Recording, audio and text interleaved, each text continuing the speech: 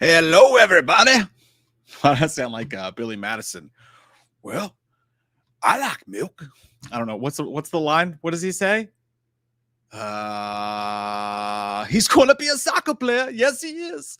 How the hell are you guys doing? Jay will be here in just a minute. He is allegedly on a toilet seat and in pain. So, can you guys hear me? Everything good here? I hope so. I'm not wearing any pants, underwear, or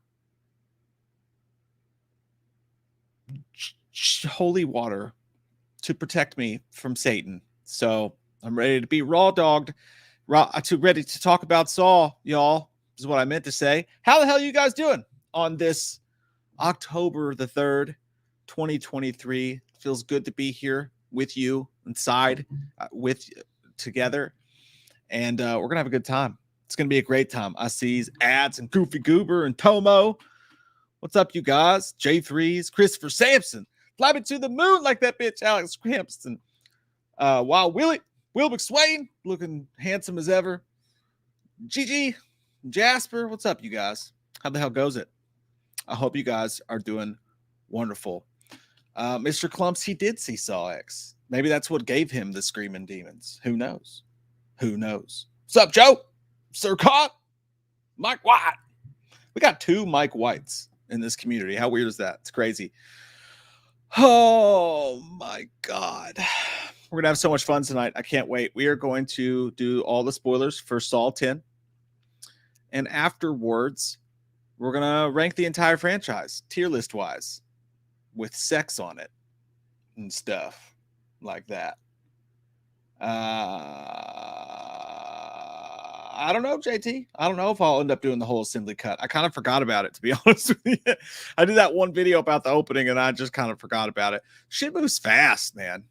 She says, I don't even have my Halloween decorations up yet, which is shameful. I have like a multitude of them, but I don't have like them all up yet. It's been a very busy end of the month and start to this month, and it's my kiddo's birthday this week. I have a fucking 14-year-old girl. Isn't that weird? That's weird. I'm old. I can't wait for her to turn 16 because then she'll be able to drive and get me shit. And I keep telling her that. I'm like, you're going to Hardee's for breakfast. Oh, I forgot milk. Whatever. She's just going to be just literally an errand boy, girl, whatever. It's going to be awesome. I can't wait. Thanks, ads. I don't hear that often. Yeah, we'll be done with the spoiler talk by I'd say probably by 9:30 for sure. For sure. But you know what? There's not that many spoilers. So I mean, if you have to pop back in just to check and be like, hey, are they still talking about? Okay, they are. If you don't see, the tier list thing up, when you pop back in, you're safe as safe as can be, probably, because there's not a whole lot of spoilers. I mean, honestly, one of the things about the movie, and we'll talk about it when Jay gets here, is that it was not as surprising as you might think. So don't you worry your pretty little butthole. That sounded weird. Hey, I see old fucking Greg Harrison here. What's up, buddy? It's good to see you. Good to see you, Robin. Nice to see you. Nice to see you. Yeah, man. I don't know. I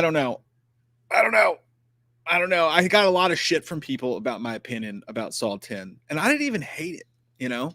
Jay, I have no idea what he thought about it.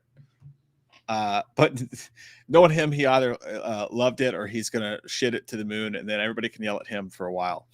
It's weird how people get about franchises. You know what was the most annoying response that I got on the Saw 10 review was fucking and I get this on every single video from someone or other person. So it's better than Halloween Ends, or it's better than Scream 7. I'm like, bitch, Scream 7 isn't even out yet. Fuck. I'm sure that was a mistake by that person who said that, but it's like, yes, we cover Halloween. Yes, we cover Scream. That doesn't mean they're the only 2 fucking movies in the whole universe we care about. I'm not the one who decides what people fucking watch. I'm going to keep myself updated on Scream and Halloween all day long, twice on fucking Sundays. So if it just so turns out that those are the videos people watch the most, guess what? I'll fucking put up videos about it too while keeping myself updated about it. But I will also watch everything else. It's not my fault people don't watch random other shit. Not my fucking fault YouTube doesn't share those videos with the world. You know what I mean?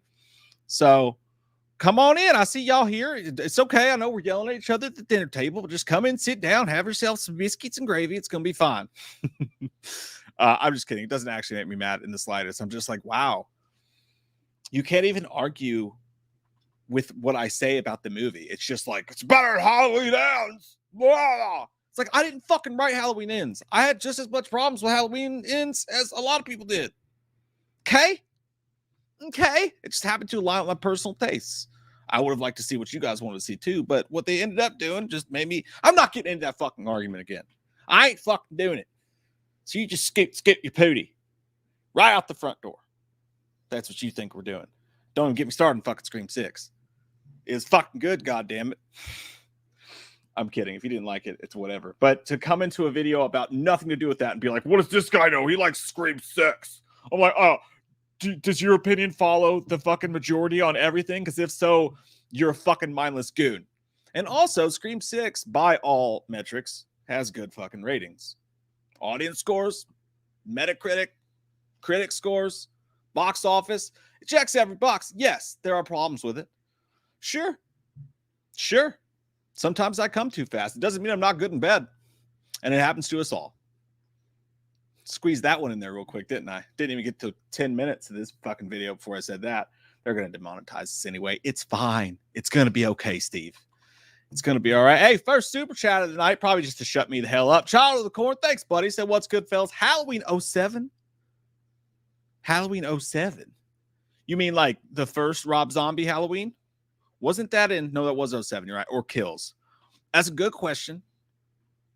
It is a good question. And we both, around these parts, love Rob Zombie's original Halloween. Not the whole movie. Not the second movie.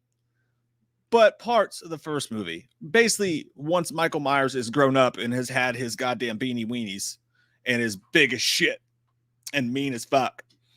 Once Michael Myers is full grown, Rob Zombie's 2007 Halloween is one of the best Halloween films. If you just cut out all that other shit, I just feel like it is. And all that other shit, even though it's dumb as shit with Baby Michael and all that, some of it is pretty funny. And you guys know how we feel about Rob Zombie. A lot of wasted potential there. But I do love that movie. So off the top of my head, I mean, they are right around the same wheelhouse for me. Kills is another one I don't understand the hate for. I just don't. I do not. Yes, it's got bad fucking dialogue. Yes, Evil Dies Tonight's dumb as fuck. Yeah, the middle of that burrito has a turd in it. And that turd is Travolta, not the actor who played it by any means. That he was fine. It was great. But the story of doing that, David Gordon Green just woke up one day with a feather in his ear and was like, I need to make this more artistic. I'm going to put some shit in here that makes no fucking sense. And you guys just have to follow this basic ass story about mob rules and blah, blah, blah. And I'm just going to shove it like trying to get a Chipotle burrito in a baby sock. Just going to shove that fucking shit into that sock. And that's kind of what he did. But everything else about that movie, what the fuck's the problem, man? Like, it's like, you talk about some random ass slasher movie, right? Like fucking The Burning or something. Everybody's like, oh, fucking classic, man. Original Friday the 13th. I was like, oh my God. Any Friday the 13th sequel, any 80s slasher, basically, you'll get most people are like, fuck, classic, amazing movie. That movie kicks ass. They don't make them like that anymore these days. And Halloween Kills, and those movies have like fucking butt dialogue, literal Nickelback, the equivalent to Nickelback's music dialogue, butt dialogue as their scripts, and have just terrible cheesy effects and all this worst stuff. And we still love them because they're fucking fun. But when it comes to Halloween Kills gave you a neon fucking slasher that was just gory as fuck and had Michael just ripping people apart, doing crazy gnarly shit. And everybody's like, the fucking dialogue's not perfect. It's shit. It's fucking shit. And I'm going to fucking complain about it forever. It's like, I mean, we just don't give movies the same fair shake we used to, you know? Our kids, our children will grow up and probably be like, that movie was fucking badass. Now, part of the blame of that is on fucking Blumhouse, because Blumhouse showed us a lot of that badass neon slasher shit in the trailers. So we expected it, and then we expected fucking more. So to answer your question, I'm going to say Halloween Kills is what I will take. But I don't feel great about it because I do love both movies a lot. Jamie Smith, thanks, buddy. Said I saw Hereditary. Do I need to say how that went? Did you shit your pants? Did you pee the front? Should have wore the brown pants. Jay watched Hereditary and he was like, "It's not scary." Yeah. Speaking of brown pants, I'm glad I wore those today. I had this great. I felt it just came to me out of nowhere. Like I was sitting here getting ready to do the live stream, and then it felt like my brain was Obi-Wan Kenobi, like in Revenge of the Sith. It was like, "Don't try it. I have the high ground." And then my butthole was like, "You underestimate my power." And then I left Mustafar behind in the toilet bowl. It's crazy shit. Man. Yeah, I don't even know where that came from. I think it was like that. April made like some kind of like ranch chicken stuff, and I think that's what did it. Oh yeah, that ranch and chicken. Yeah, it was like ranch. It was like ranch chicken and like cooked carrots and stuff like that. It's like one of those like pre-made stuff that you get in the freezer. Oh in the freezer market section of the grocery store. In the grocery store. Yeah, we were at a Mexican restaurant with friends once, and they brought a plate to somebody, and it was a Mexican place. She got Mexican food is what she got. And they brought the plate to her and she starts like digging into it. And there was literal film inside of the Mexican food where they had just taken like a fucking microwavable dish and heated it up and accidentally like forgot to pull the fucking shit off the top of it. I call that an A for effort. They almost got away with it if it hadn't been for you pesky kids. Yeah, I guess that's what you get for ordering Mexican food in a sports bar, though. You know? Yeah, I think that Mexican restaurant that we go to or that we used to go to in Winchester was like that's some good shit, dude. Extremely unhealthy and greasy, but I think it was authentic. Wow.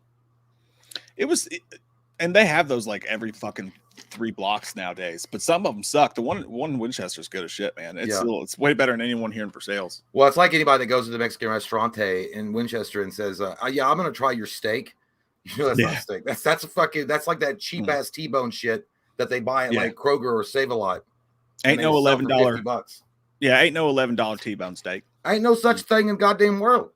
Yeah, no way a phone just rings at a police station. No way, no how. No way. I'll tell you what, and I'm gonna tell you some. You can get fine eating and turn it into a steak. You get some roadkill, some possum on the roast, some raccoon. Now that's living right there. You ain't gonna spend no goddamn hard-earned dollars at them communist-run centers like Save-A-Lot, Kroger, Piggly Wiggly. Get out of here with your overpriced shit, buddy. If they can't tell the difference, it's on them, not me. It just means I cooked it good.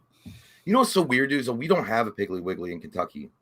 No, not around where we live anyway. Yeah. I see them when I go travel, but like I don't think in Kentucky I've ever seen one. We got Kroger.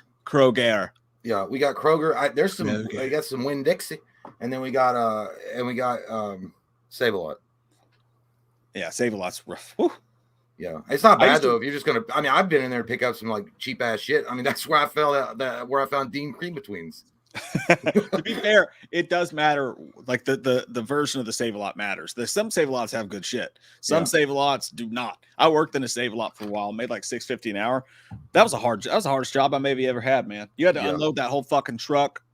You had to fucking mop those goddamn floors and that whole store. You'd have to mop while people were in there during the last hour of the day. And that shit, they come in there with their fucking cowboy boots, the fucking dirt all over them and shit. Yeah, that's what it was like when I worked at Rite Aid before. I wasn't a pharmacy tech then. I just worked front store, and they had us like mop the fucking floors and sweep and unload totes and shit. And I hated every goddamn bit of it, dude. But that's where I learned how the night working on the night shift from the Commodores. I was like, that's some good shit right there.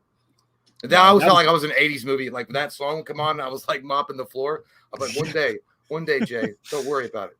No, I didn't have that. All they played was fucking Toby Keith all day long because it's a Save-A-Lot in Kentucky. So it was like, I ain't as good as I once was. I was good once as I ever was. And this is before like iPhones, iPads, and shit like that. You couldn't fit your whole CD player in your fucking pocket. So I just had to sit there and take it. Right up the bum shit. And your clothes suddenly changed into a rebel flag as you walked out that night. They did. I got a little bit more redneck in my pubes. Felt like I drank some moonshine. I was just working. Yeah, buddy. Hey, Creasefold says he bought a stash comb and a ball trimmer. It's a good day. Life's good. That's a good day. Maybe you could design your pube stash to look like your actual mustachio. Now that would be an interesting combo if you pull down your pants and you're like, hey, check it out. It's the same as up here. Have a little right across the wiener. have the mustachio, and then right near the grundle have the little soul patch. Yeah, and if you can drip it down, if you could drip if you could get one of those cowboy mustaches and drip it down, but over your top, and then like drip it down to the sides, then it literally will go into what? Your crease fold. There you go. The mustache will dip into your vag sill. Don't worry about it. It's going to impress the woman. She's going to see that and be like, this man knows how to fuck. He is invested and he's clean and he likes to have fun down there. He's not just going to shave it all off. He likes to go to town and have fun with it. Yeah, that's a good time right there. God spent a little extra time on crease fold. There's no doubt about that. Mr. Clumps, speaking of people that God did not spend much time on, says Tony Moran girt my meat in the H45 bathroom stalls. If he has the whole good damn, he's good. I think if it wasn't a bathroom stall at any particular gas station, you were at a Chuck E. Cheese, you dirty fucker. Don't lie. After you'd had that cardboard pizza to take a dump, you were in a Chuck E. Cheese, you son of a bitch. But you know that he made you tell him he was the one true Michael Myers before he did it. It's like, say it to me or I'm not doing it. Tony Moran. Oh shit! Fuck. Nicholas that man don't look that man's face in the Halloween one. It looks like something that people when they describe Men in Black encounters, like they don't look real. They don't look like humans. Or when someone sees your dick. Yeah, that's true. It's like that ain't no dick. It's like it's cold in here. I'm a grower, not a shower. Nicholas Weir says, dude, people were saying Saw X is more brutal than Terrifier 2. I'm not buying it. I'm not. Don't you dare buy that bullshit. It's not. It's good, but it's not that. It's dude. The vacuum seal pump situation that happened near the. I'm not going to say specifically. Well, we'll get into the spoilers, but I felt like when I watched that, I was like, man, that's kind of overrated. Like it was made up to be like some fucking amazing badass. Like holy shit, I can't believe they did it. Hide the children, hide the kids. They raping everybody out here. And nothing like that occurred. It was just like, yeah, I've seen shit like that. Yeah, I've been to Walmart in the middle. Yeah, I've been to Walmart at 3 a.m. Yeah. That's it. Not that bad. And we can go ahead and talk about it because we'll try to get that review done shortly after 9 p.m. so that people who don't want to be spoilt can come back in for the tur list. And I'm going to stop doing the country thing now because, as you know, it'll get latched onto you and you won't be able to stop fucking doing it. Yeah, it's hard. But yeah, so let's actually talk. So I have no idea what you even thought about the movie as a whole. So, oh, it felt so good. And did you just poop again? In my mouth. Yeah, that's what it's called. That's one of those juicy burps. I thought it was good. I didn't think it was like amazing or anything, but I think it was like one of the better Saw entries in a while. I think it was a return to formula that worked. And overall, yeah, I think it was a solid 7.5, maybe even an 8. I think the most of that goes to the idea that Tobin Bell was so charismatic and awesome as he always is in these movies. And when I say it does bring it back to formula, it 100% does. There's no like we're trying to remake. Well, they are kind of, but they're not doing it in the so obvious way they did with the Spiral or the other Jigsaw. It's back to formula, and that's where we like it, Jim. Right down the middle, spread the cheeks, and let us slide on inside. And I just need you to know. I figure, dude, I'm telling you what, I feel like they are going. I feel like the direction they're going with it, and I'm telling you, if they want to keep going with it, all they got to do is they can do the old H2O bat and switch. They can say Saw 1 and 2 happened, and then this movie. And do a little retcon. Yeah, because the movie felt like it was pretty much dismissing a lot of the other movies. Yeah, it did. Other than Hoffman calling on the phone, like when he's like, "Detective." Did he say Hoffman? No, but I'm pretty sure, and I could be wrong about this, but when he called back, I'm pretty sure that was Hoffman's voice on the phone. No, it was Kafka. Kafka. Yeah, it might have been. No, I didn't. I did pick up the detective, which I can't spoil the movie necessarily, but yeah, it could have been. But maybe okay. So they could take elements of certain parts of the other movies that have existed, but still jump from Saw 1 and 2 and go into this movie and really not be worried about it. That's what I would do. I mean, if the narrative because the narrative of Saw is all over the place. It really, I mean, it's all over the place as far as they do follow in a continuous line, but it really has gotten off the rails in the later centuries. And I feel like it's gotten so far removed from what Saw was that they need a strong or soft reboot. I guess I would consider this a soft reboot. Did you even though and I liked it too, but did you walk away and go, this is a Saw movie? Yeah, I didn't think it was like goddamn Academy Award winning or anything like that, but it was good. I was like, yeah. What was your out of 10 on it? I gave it like a 7.5, maybe even an 8, but I'll probably just settle on a 7.5. So you gave it a little bit of a harder dick than I did. I gave it a 7, but I got so much shit. I got a little extra half inch in there. Yeah, it was a good that's day. All right. You know, be a topper if you want to. Katie's Top Bomb said, Lonnie, get your ass away from there. Love your faces. Love your fucking face, Katie. Finish with that thode. Take it down. Oh, God damn. You. Hey, Mike and Jay, this is Michael Parton. Jay, I really wish I could meet you guys at Scarefest this year, but sadly, I have financial woes. I have financial hoes. I'm still hoping we'll get together real soon. Love you guys. Hey, that's all right, man. I hope that, you straighten them woes out and you have some financial happiness in your life, but we get it. Totally understands. Okay. I was the guy that bought Natural Light with fucking quarters I found in my car because I didn't have any fucking money. But then again, I don't know if that's just because of financial woes or just really sad alcoholic. Could be a combination of both, but love you too, Michael. Hey, buddy, it wasn't this morning, so we're good there. No, but that was probably like, oh, God damn, dude, you are a low, pathetic motherfucker. The fact that you stopped at the gas station, it's 10 o'clock or 10:30 in the morning. Mike and I were in a film, and I've stopped there, and I'm digging through my fucking cup holders for extra change and in between my seat so I could go in there and buy a tall boy of Natural Light. It's like, ooh. It's going to be a party today. Mike Gilbert bought all the special cover art Shout Factory Halloween movies. Should I open them or watch my old copies? Absolutely love you guys. October! Thanks, Mike. Spring.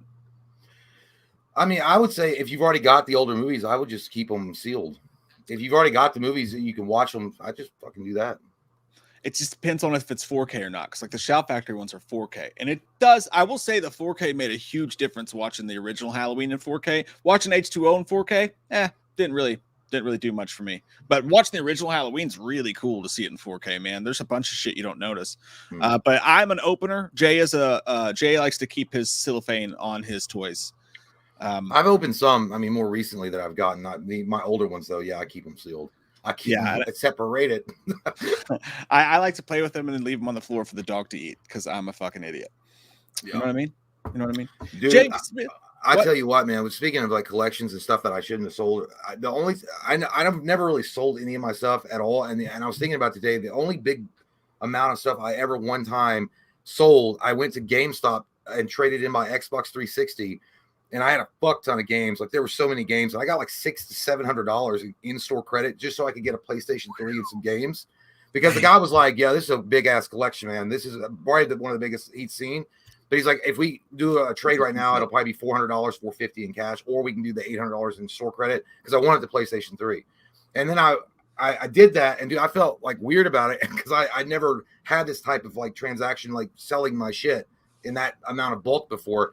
And years later, I noticed that some of the games I had in my collection back then on the 360, even though it was a newer system, those games were fucking rare and were worth like they weren't worth that much when I sold it. But then I was like looking, it was like $75, $85 for a game, like, or $90. Some of them were like going upwards of $150 to $200 for just because there was such a low run and it wasn't popular, so nobody bought it. And I happened to get it because I remember I got really into RPGs, and there was one called Last Remnant. And I bought that, and that fucker I was like, fuck, dude. Anyway, I just was reminded about the collecting and how fucking terrible and idiotic I was for doing that. That's why I like hold on to things now. I just don't do it. That makes sense. That's how sports cards did me too. Like I thought I had so much shit. I was like, these are gonna be worth so much. They were never worth anything. And then like some of those Kobe rookies I had that were worth like 99 cents and $2.99 back then are fucking graded selling for thousands. And I'm like, God damn it. I never sold them. I just lost them. And they got fucking, but it's dark. I hate that shit. Yeah. James Smith says, gotta sleep, but the streams still live on in the bluegrass or butt goo or thanks, like Jamie. Whatever. Have some good old dreams, sir. Get or them ma'am. I don't know. Jamie testicles. is a unisex name. Yeah, or some rest for your vag. James Jackson, thanks, buddy. Good to see you, man. Says, hey guys, my son Max's birthday is tomorrow, and my wife's Emily's was the 26th. Could Loomis give them both a shout out? Hey, my daughter's birthday is tomorrow. Oh, Maddox. That's crazy. Yeah. Hey, Maddox, happy birthday. I hope your daddy bought you something really nice. If he didn't, he doesn't love you. Emily, your birthday was on the 26th. Your husband didn't love you enough to tell us about it earlier. So, obviously you need to file for divorce. James, go ahead and start looking at Cupid.com. Anyway, happy birthday, Maddox, and happy birthday, Emily. I hope it's wonderful and special and everybody gets ice cream cake or whatever you assholes eat. Good day. I love me some ice cream cake. I do. Dude, Dairy Queen's got the best ice cream cakes of all time. They just do. Yeah. They used to be $10. Or no, it was $20. the two best parts are the frosting, because it's not real frosting. It's like whipped cream frost. It's like some new shit. They're like the colored frosting, and then the gristle right between the chocolate, It's and so you got fucking that like good. that hard, like gravelly fucking chocolatey shit in there. Oh my god, that's the fucking. That was the bomb. Stuff See, that right was there. always so weird. Is like people were like, oh, because they felt like they weren't loved if their mom went out and got them an ice cream cake at Dairy Queen. Like, you didn't remember, did you? And you just picked the shit. Was like, I don't give a fuck. Like, that's awesome. If you get home from school and you're like ice cream cake sitting there, you're like, fuck yeah, dude. Maybe I can beg mom to like not let me go to school tomorrow. Yeah, those are the fucking best, man. What's not the best, but we both like. So, all right, let's talk about some sports. We'll get right back in super chats here in a couple minutes, but just to jump into it a little bit, the traps, dude. I think like, so going back to the Terrifier 2 thing, it doesn't touch. Not even touch Terrifier 2. No, it's nowhere fucking close to it, right? But the gnarliest thing in the movie wasn't even a trap. It was the goddamn jump rope with the intestines. That was the sickest part of the whole That was pretty movie, nasty. But I felt myself, I was like, watching that scene, I was like, I just don't trust the tensile strength.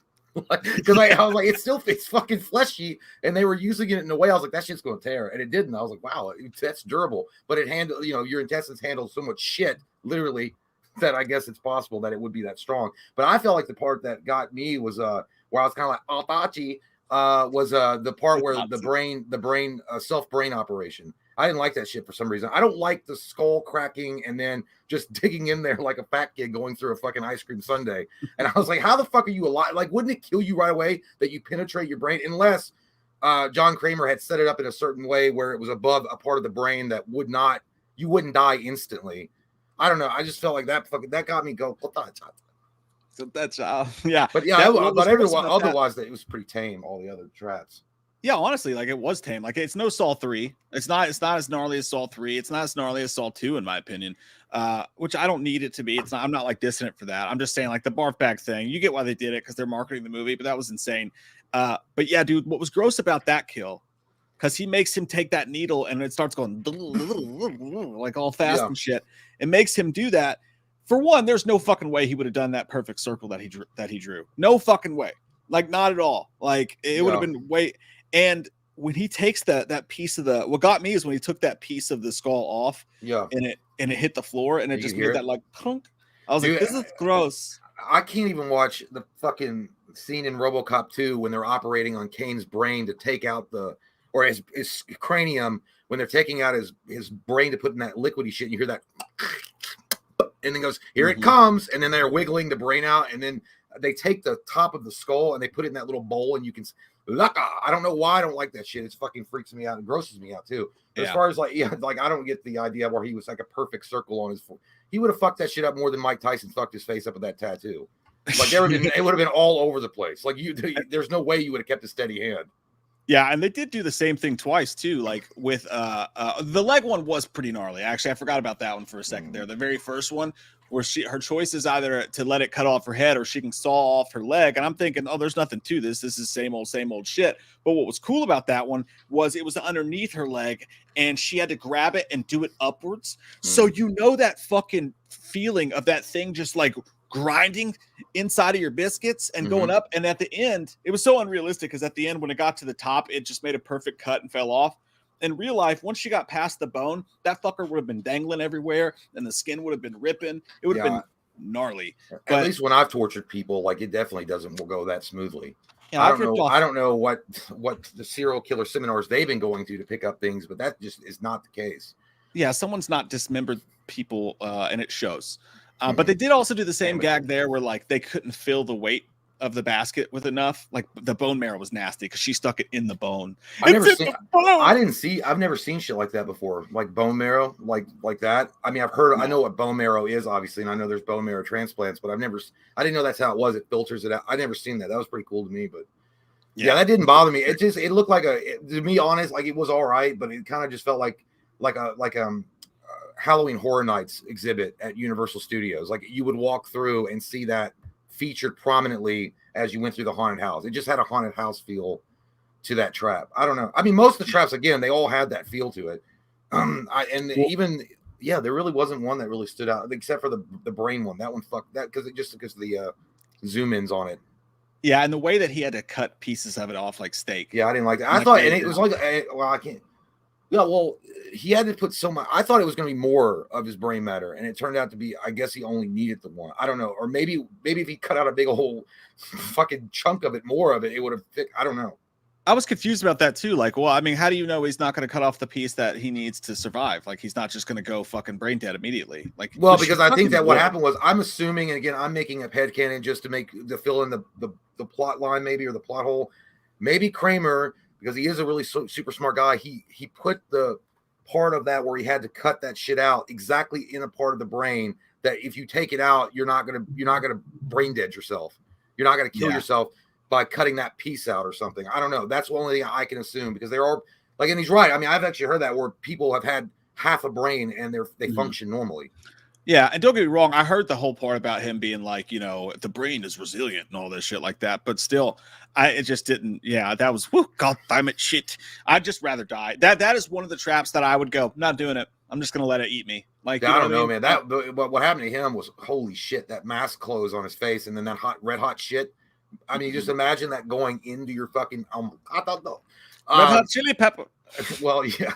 I don't know. Yeah, that was a pretty nasty scene overall. But I mean, the problem with these nitwits and twats is that they take too fucking long to decide what they're gonna do, and it pisses me off. You get 3 minutes, so the max time you can min-max is, say, I got 10 minutes or 10 seconds. 10 seconds. You could probably afford 10 seconds at the most to decide what the fuck you're gonna do. You're either gonna sit here and shit your pants and just let fate happen, or you're gonna fight and try to get yourself out of it. But you only get 10 seconds. You don't get like a minute and a half. That pisses me off. Then they start deciding they'll go full Motley Crue and start trying to rip their shit off. But I'm like, it's too late now. Why are you going to fucking torture yourself? Fuck it. You're not going to win. Yeah, no, I hate that shit. I hate that worse than anything. Like, they sit there and go, no. And then with 12 seconds left, when they have absolutely no chance, they go, okay, I'll fucking do it. And like, they made themselves for no good goddamn reason. Yeah, I was like, well, you deserve it.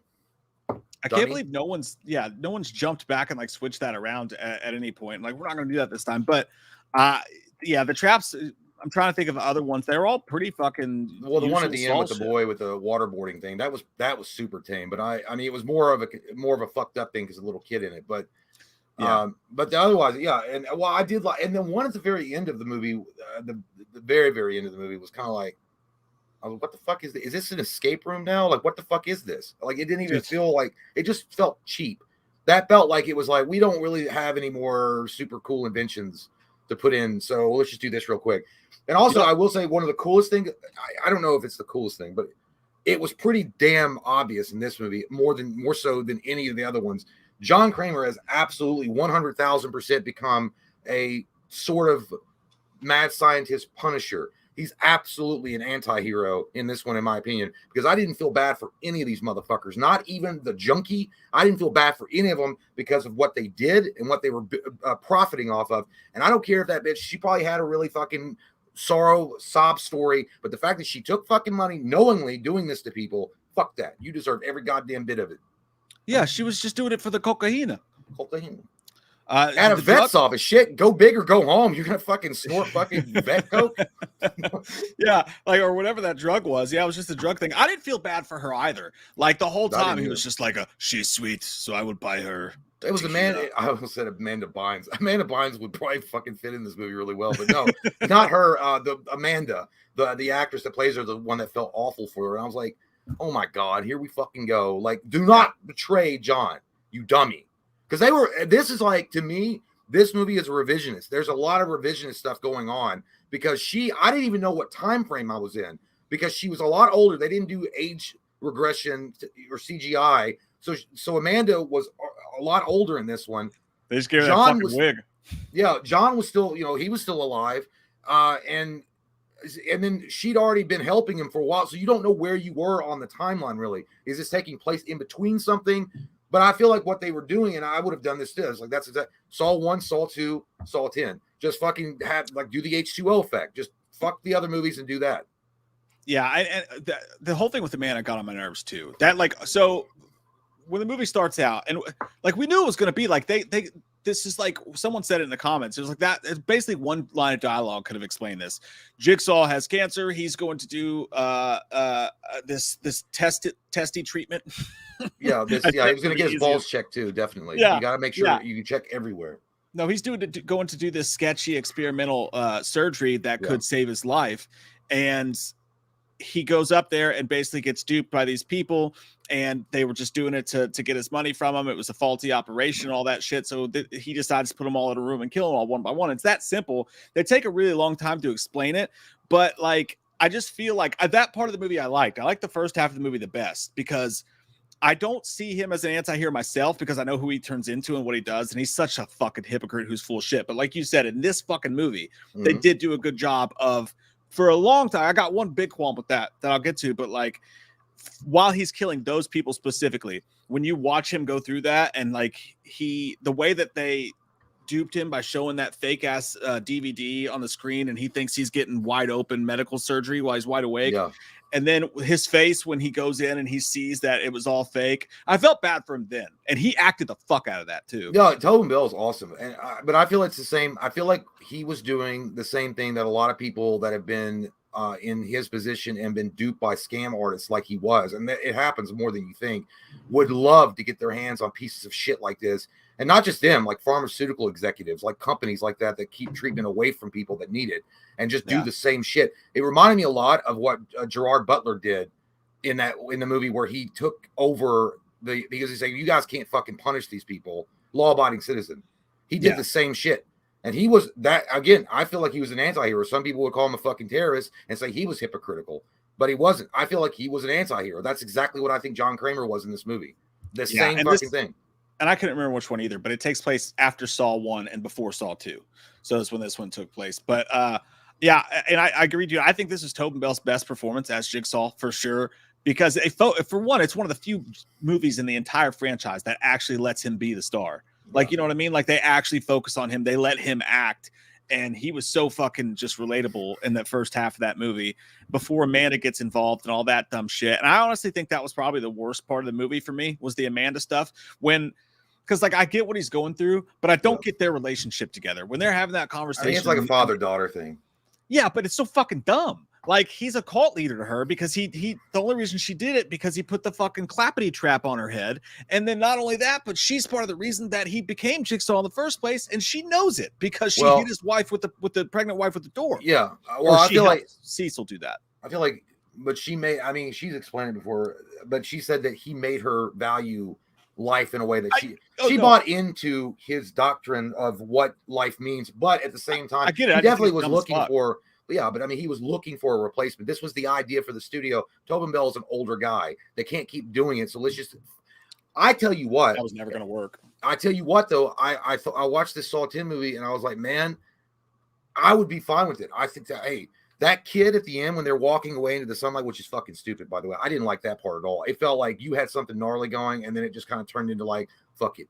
At the end of the movie when they're just like open the door and they're going into like what dreams may come. I was waiting on Robin Williams to hold the door open for him and then some like sad ass music. But I would have taken the little boy and I would have been like, you know what would have been cool if he raised the little boy and the little boy became the next Jigsaw and they learned all the secrets. And then you jumpstart 10 years later or 15 years later when the kid's like in his mid-20s and they can go back and reference this movie then. And then you have a whole new generation of a Jigsaw that's young, virile, like he's like in his prime. And he's learned since being a boy. And the easy way to do it is like you could say he was being used by these corrupt scam artists and like was homeless and he was just being sit back out on the street and John rescued him. There was no family to go back to. And so John just took him under his wing along with Amanda and taught him all these things. That is what I'm talking about. I will bet you $1,000 that will happen. They will when they pick whatever they do next. I mean, they'll probably go back into this prequel like weird shit again with the next one. But down the road, I fucking promise you, dude, when they actually go back to the news story or whatever, that kid will fucking pop up and he'll be the new Jigsaw. I guarantee. I hope so. I love it. If they do that, that's smart as fuck because they're doing something that they're already planting the seed in this movie to do that later on down the road, and no one's going to get mad about it because they say, hey, we made that seed reference here, and also on the fact is that. It's not just the fact that Tobin Bell's an older actor. In the movie itself, John Kramer is literally already in the process of dying. So it makes sense then that you cut out some parts of the Saw franchise to make room for this new, I don't know if it'd be a requel, sequel, whatever, a revisionist type of idea of the Saw franchise, and you move forward. I think it would do well for the series. I think it would do awesome for the series. As long as they don't take it and do the same thing they did with Hoffman, where they're like, he's been there the whole time in the background helping. Like, he's got to show up and be like, he was training me somewhere else this entire time. But if they try to fucking force it in that this kid also helped along with Hoffman and like fucking Amanda and everybody else, that would be dumb. Talking about the kid, I fucking hated that. I thought that was the worst part of the movie, maybe, apart from what I was talking about before. Like, the kid was fine, but that was so random and stupid where they're just like, we're in the middle of this whole story's going on. And then they're like, hey, that little kid's kicking the sock ball outside. Let's go pick up that kid, take him in here, kill his ass. Like, it was so fucking, like, she's not goddamn Rita Repulsa. It was she was a pretty big old bitch, dude. I don't know. They made her pretty disgusting. Well, yeah. Well, even it's not that. That's not what actually bothers me about it, though. What bothered me about it was when they brought that kid in, and all of a sudden John's just like a fucking melting heart, and like he's like, I'll save you, and they try to make him such a fucking good person, like he's a hero, and I'm like, this is some Don't Breathe 2 bullshit. That guy fucking murders people.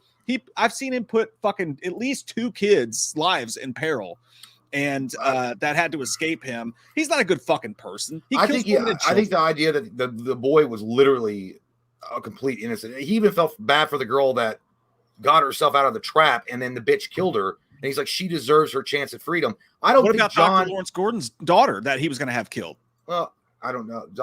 How old was she? How do you know he was going to, how do you know? But that's the point. You don't know if he was actually going to do it with kids. No, because Zepp was going to kill. Zepp was going to kill. It's been forever. What was that? Saw 5? No, that was the first movie, the first Saw movie. Zepp was going to kill Dr.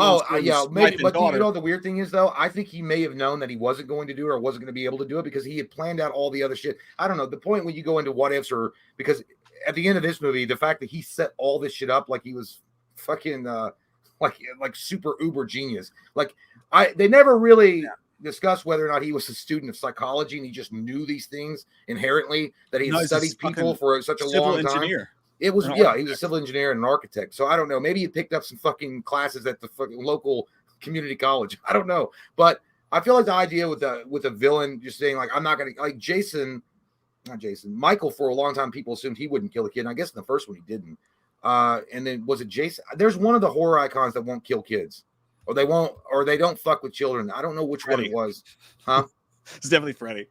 I thought you said Drake. I was like, no, that's the wrong guy because he definitely. Oh no, not Drake. No, my bad. It's R. Kelly. Yeah, it's R. Kelly. You would never. Anyway, but yeah, I don't know, but yeah, I was fine. I don't know. I mean, the movie was already giving itself over to the idea that John really wasn't the villain in this one. It was the scam artist. So. And I fucking hate thieves. And again, I hate what they did. I mean, I didn't give a fuck about any of them. Like, I felt like Pinhead when they were screaming. I was like, oh, such sweet sounds. You suffer beautifully. I was like, yeah, I love it. I hope it takes a long ass time. I hope he rigs it so you can't win. And that woman, she was Rita Repulsa. She didn't get her comeuppance at all. Like, I wanted her to get like some gnarly ass, like fucking drawn out. She does have to die with her head in that hole. Yeah, you just die with your head. But she survived because when you see at the end, the fucking green light comes on. Well, I was going to say also, what if she shows back up again? Maybe they did that on purpose. I don't know. Yeah, if she shows back up and she's like his secretary now. Maybe in the future, the little boy hunts her down. I want it to be that true, but I don't think it will be. I feel like I don't know, as Tobin Bell spoke about if he's a part of any, or if he's even considering being a part of a Saw 11. Because this obviously leaves it open. I don't know. This is steady work. I mean, it pays well. I mean, why not? I mean, they're still he's older.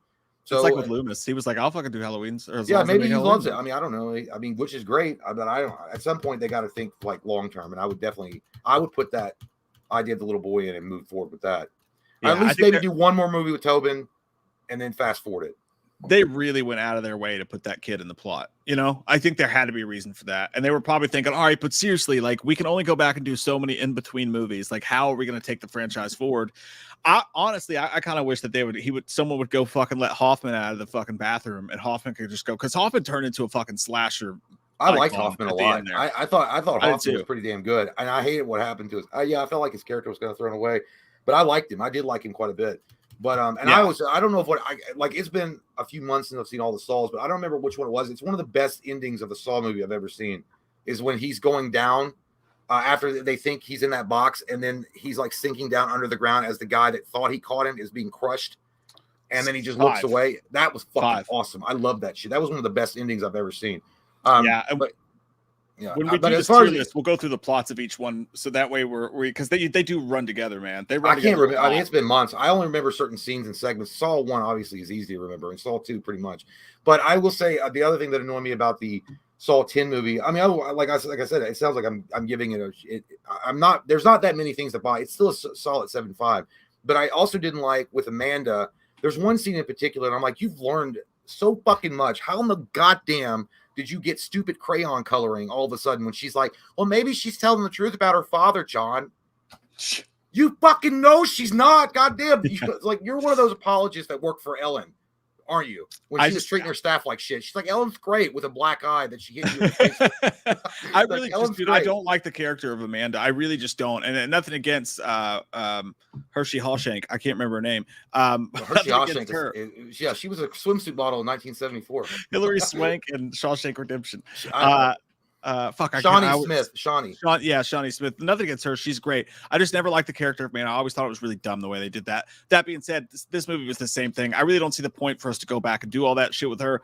And then the ending, the last qualm I had with the movie, I should say positively, I'm just kind of leaving that out. I think it's fucking awesome that they decided to jump back into this time frame and tell this story. I thought it was a stroke of genius as a whole, which is why I liked the movie in the end.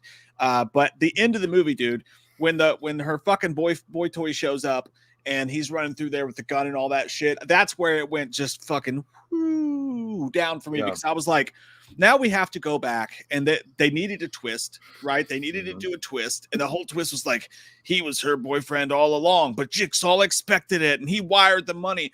If any fucking domino fell right instead of left, that whole plan would have gone to absolute shit.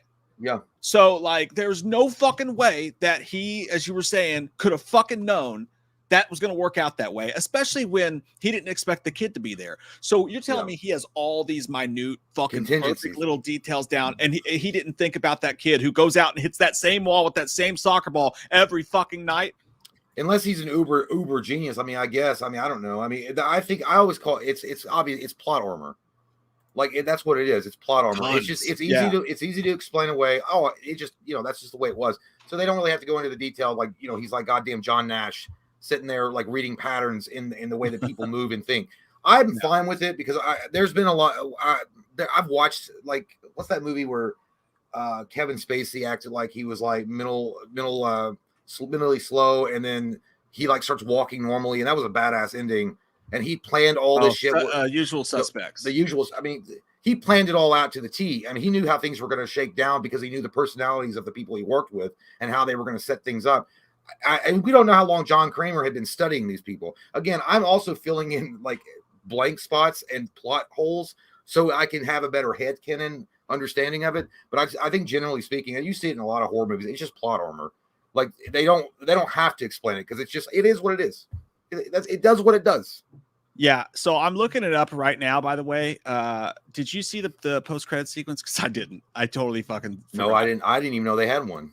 I left when the music was playing because I was like, I want to walk out like with badass intentions. Yeah, exactly. I did this shit on purpose. I'm trying to figure it out. I'm reading about it right now. I will say the Saw theme is maybe one of the best theme musics of all time. It's definitely one of the best of all time. It is one of the best. And that's one of the things I actually felt. If someone would just put in the chat what happened in the post-credit sequence, because I actually don't know. We're professional as hell over here. But I'll tell you, the fucking bicycling ride asshole's alive. He's been alive this whole time. Those circus midgets cannot hold their booze. If I find the entire time that fucking person on the tricycle was the mastermind behind it all. The music plays, it goes da da da da da da, and then just a little person just climbs out of it like a fucking gargoyle at the end of Ghostbusters. Yeah, and then he's like, bears and cream. Never catch me. John Panaccia says that Amanda blew Jigsaw. Hoffman and John in a bathroom scene with Hoffman. Fuck, I missed Hoffman. Oh, damn. What was he doing in the bathtub? Mike Gilbert said Hoffman and John had the black guy in a trap.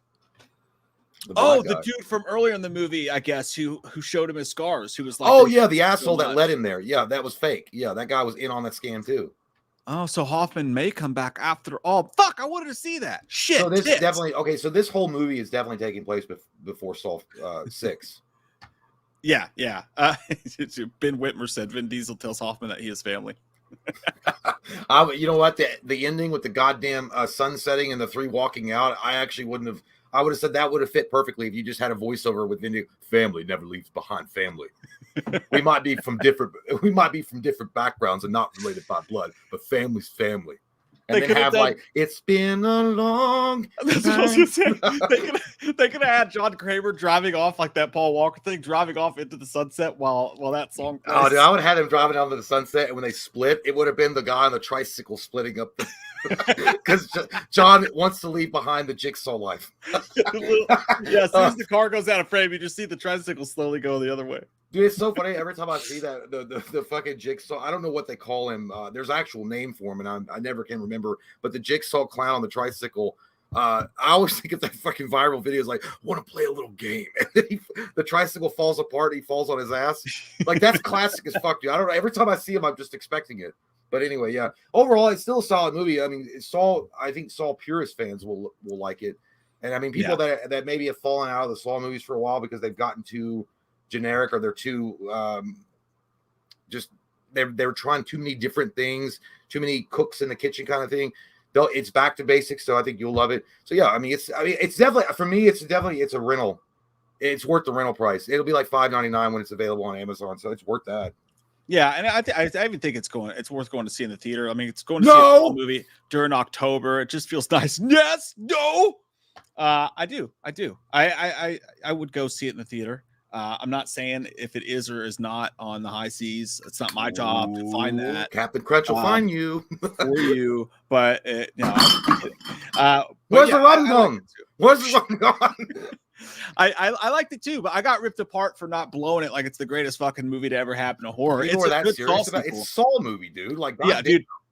Seriously, people were like, I was crying. You don't understand what a great movie this was. It was the best one of the franchise, the best movie of the year. Just fucking like crazy shit. I'm like, I gave it a fucking 7. Movie, dude. It's the 10th fucking Saw movie. Yeah. That being said, it may be the best 10th entry in a franchise ever, aside from like the Avenger or like the Marvel movies, Jason X. Like that. I would take this over Jason X. I thought you meant like the first time like a horror movie had reached 10 movies. No, the best, like in a row. Like the best of those. Oh yeah, it probably Jason X was good too though. Yeah, Jason. Rob Zombie's Halloween 2. I would take this over that, obviously. Ooh, yeah, that's a stinky donkey dick right there. Yeah, I'm trying to think of what else there was. There's been obviously Puppet Master 10. You take this over that. That's actually I've never really thought about it before. Nightmare on Elm Street. Oh God, no, they never made it to 10. Yeah. No, they only got to 9 or whatever, 8, 9, something like that. They went to 8. I did a whole fucking article and I can't remember any of the other two. Children of the Corn. It's definitely better than that. Yeah, pop culture, Pat. Mike, don't you understand? You can only hate or love a movie. There's no in between allowed. Basically, that's these days. Days. Oh yeah, if you're not extreme with one side or the other, it's like politics. You're a fucking piece of shit. You're gonna die in a goddamn bonfire and on the side of a barn. Hellraiser Judgment. This is better than that, I would say. Yeah, Hellraiser Judgment is good though. Hellraiser Judgment is actually one of those movies that's very underrated. I think people passed it up before they actually gave it a chance. That guy they took over for Bradley, not bad. That guy was pretty good. Yeah. What's his name? Paul Verhoeven. Walker. Yes. Paul Walker. Paul Walker. Yes. Good actor. Great actor. Yeah. Weston Edwards says, Jay, have you ever seen The Traveler with Val Kilmer? No, I traveled one time to see a Val Kilmer movie though.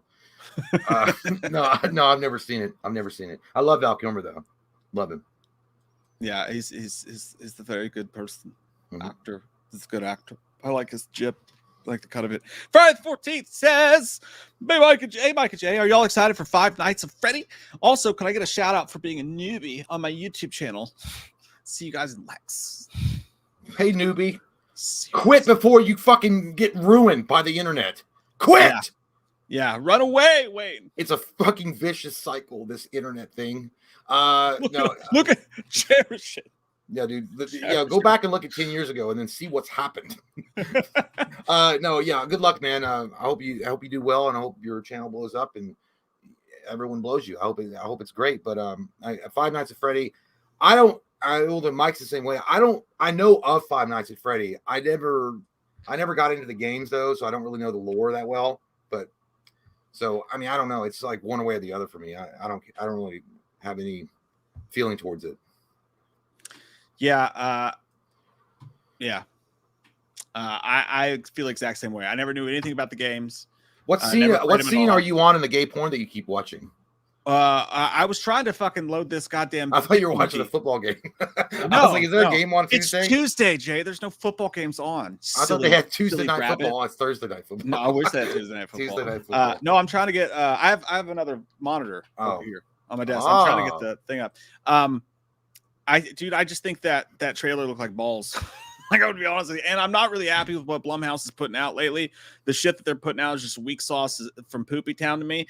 And I love Matthew Lillard. I'm excited that he's in the fucking movie. Well, yeah, but 3 hour long, and there's not even a single really honestly cool moment in the entire trailer. And Blumhouse Universal, they show everything in the fucking trailer. So I'm sketchy poop. I think it's one of those movies that if you're like Five Nights at Freddy was a very successful video game series, so like I think that if you were really super into it, it's going to do well, or you're going to like it. But if you're not really into it and you're just like a vanilla like horror fan, and you go into, you're like, I don't know what the fuck, why is that shit scary? Just fucking shoot it. It's a fucking animatronic. It's a fucking rusted ass animatronic. But then again, I know that there's probably other things, like maybe it's enchanted and that's what happens, and there's a fucking witch that lives in a wizard somewhere in Hogwarts Palace that you got to fucking find and kill. Spoiler alert, Jay. You just sold the whole fucking franchise. In the land of Vasselheim. I think we're a little too old for that one, but we'll see it. I will see it. We'll definitely do a review. Don't say that, because now you're gonna get more shit, because you said we're a little too old for that. Like, what the fuck is this asshole talking about? Oh, the guy that loves Halloween and chases around like Batman. No, I just feel like we missed the popular boat. Like, we were older than the kids that were playing that game. I think that came in right underneath us for like. Well, I don't get into Minecraft. I know that there's adults our age that love it, but I can't. Yeah, no, I'm not judging anybody if they love it. I'm just saying the popular zeitgeist of it missed us. That's all. You should judge them. Fuck them. I like to play with toys. I have a Castle Grayskull. Literally, I'm looking at it. I'm not judging anybody. Austin says, for the last day before break I forgot how to read. For the last day before break last week, I put on Ernest Scared Stupid for my class, and now I'm building a barfing skeleton for my lawn. Life is that's badass, dude. Hell yeah, dude. Ernest Scared Stupid is one of the best Ernest movies of all time. I feel like no man, I don't know. That's a good one for me. It's Ernest Goes to Camp, Ernest Scared Stupid, Ernest Goes to Jail. That's controversial in a lot of circles, okay, especially the nerd circles. Don't even talk about that shit in a comic book store. You will get roasted. But no, Ernest Scared Stupid is one of the best ones, man. I swear it was for me the last good one, the last good Ernest movie that came out. And it was, dude, I watched that movie now, and it captures that 90s feel. It just makes you feel awesome when you watch it. Like that way it used to feel when you were a kid in the 90s with Halloween. I don't know. It was awesome. Yeah, I haven't seen an Ernest movie in fucking ages. Last one I watched was the Christmas one. Is that one of the better ones? I can't remember. I love Ernest Saves Christmas. It was. I didn't think it was that great, but I like when Ernest was thought he was talking to the chick that played Catwoman on the original Adam West Batman series. She's fucking hot, dude. So hot. Yeah, dude. The black lady. Wow. Once you touch the hiney. And then she was like, and the children will be. He goes, but just the kids, right? Ernest was like, but just the kids, right? And he goes, yeah, Miak, because he thought it was like you got to use milk, but he read it wrong. He's like Miak. Tell me if I'm crazy. Chat. If they ever rebooted Ernest, which they should not. But if they ever did, Jason Sudeikis could pull it off. No fucking way, dude. You haven't seen Ted Lasso. You've not seen Ted Lasso. Jason Sudeikis is not fucking Ernest P. Worrell. He's not Jim Varney. No one is. But I'm just saying, if they ever did, I think if you watch Ted Lasso, you'll see like his goofy side and shit. Like I think he could maybe. No, they're gonna get Jeff Foxworthy. I can see that though. I can know. They're like, man, we gotta have a Southern boy. Yeah. Goddamn, Sudeikis ain't no Southern boy. He's a Northern boy. Fuck that boy. A barfing skeleton though sounds fucking awesome. Is it gonna barf leaves? Because that would be dope as shit. Like put a leaf blower in there and have it just be like like just all day long. Speaking of barfing, I gotta barf out of my penis, so I gotta go pee. I'll be back. Oh, that's disgusting. I know. I was trying to use the barfing technique. Anyway, I'll be back. I'm gonna throw up pee. Could you imagine if you threw up pee? Like if you just drank a cat? That's a salt trap. I'm gonna waterboard you with piss like R. Kelly. That's fucked, man. That's so fucked up. Oh, that's happened to people. Adrian, neither of us listen to country whatsoever at all. But I will say that I grew up on the farm. I grew up riding horses and shit like that. And I got no problem with the Tim McGraw's, Garth Brooks. Might be a little dust on the bottom.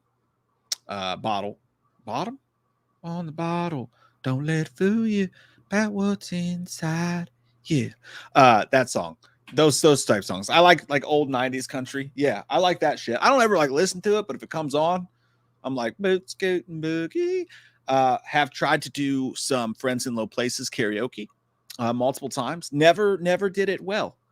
Never did it well whatsoever. But yeah, I cannot stand today country. Sorry, everybody. I know a lot of people love it. Today's country makes me want to stab my eyeballs out with a rusty spoon. We forgot to talk about that trap, by the way. I love that trap. The fucking eye suction trap. We all thought that, like, oh, what's it going to put in those fucking tubes? What's Jigsaw going to put in those fucking tubes? Is it going to be a dick? Is it going to be like a spider? What's going to happen? Jackass did it with a spider. Probably with the dick too.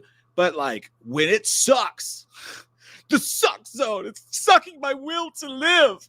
When it sucks that dude's eyeballs out, I was like, yes, that is cool. It's like when you go to the bank and you got to put your check or whatever in the thing and it sucks it up.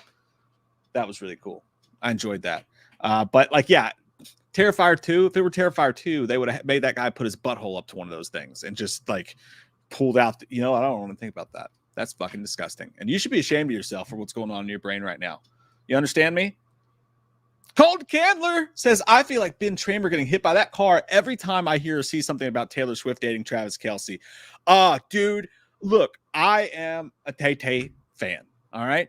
My girls love her. They're going to the concert at the movie theater. We're not made of money. All right. It's the Blink or Taylor Swift. You got to choose. Like no one can afford both except for maybe like Drake. Olivia Rodrigo's coming around here. Fucking forget about it. You have 2 albums. What fucking nerve do you have charging that much for tickets, lady? Huh? But seriously, dude, I'm not mad at Taylor for it. I've always hated Travis Kelce. To me, he just seems like the biggest douche, like that kid in high school that you just couldn't stand that would shove you into the lockers. Have you ever heard him talk? He's like, talk your shit, pimp. And I'm like, dude, wow. Like even when he was talking about her, he's like, I'm glad she could come see me shine on the big stage, or like she see me shining or something like that. I was, dude, you are fucking talking like a 12-year-old TikTok kid. This is embarrassing. And now he's in every fucking commercial. He just seems like that kind of guy who is desperate to be famous. Like desperate to be famous. This is before the Taylor Swift thing. When he showed up at her concert and they were like, how all this shit started, he's like, I got a bracelet for her, but they wouldn't let me in. And I was like, thank God. Like anybody but him, Taylor. Fucking anybody but him. And then here we are. I think it's a whatever. Like if it works out, good for them.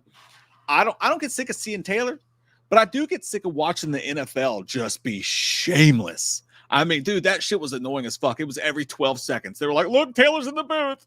And then they try to like capitalize on it, the way that they talk about it and the Swifties and all this stuff. And like every commercial was like a Taylor Swift commercial. They had Carson Daly come out and like explain to Swifties what football was. And I'm just like, this has gotten fucking retarded. Excuse my friend. It's gotten that bad. Like it's gotten just batshit.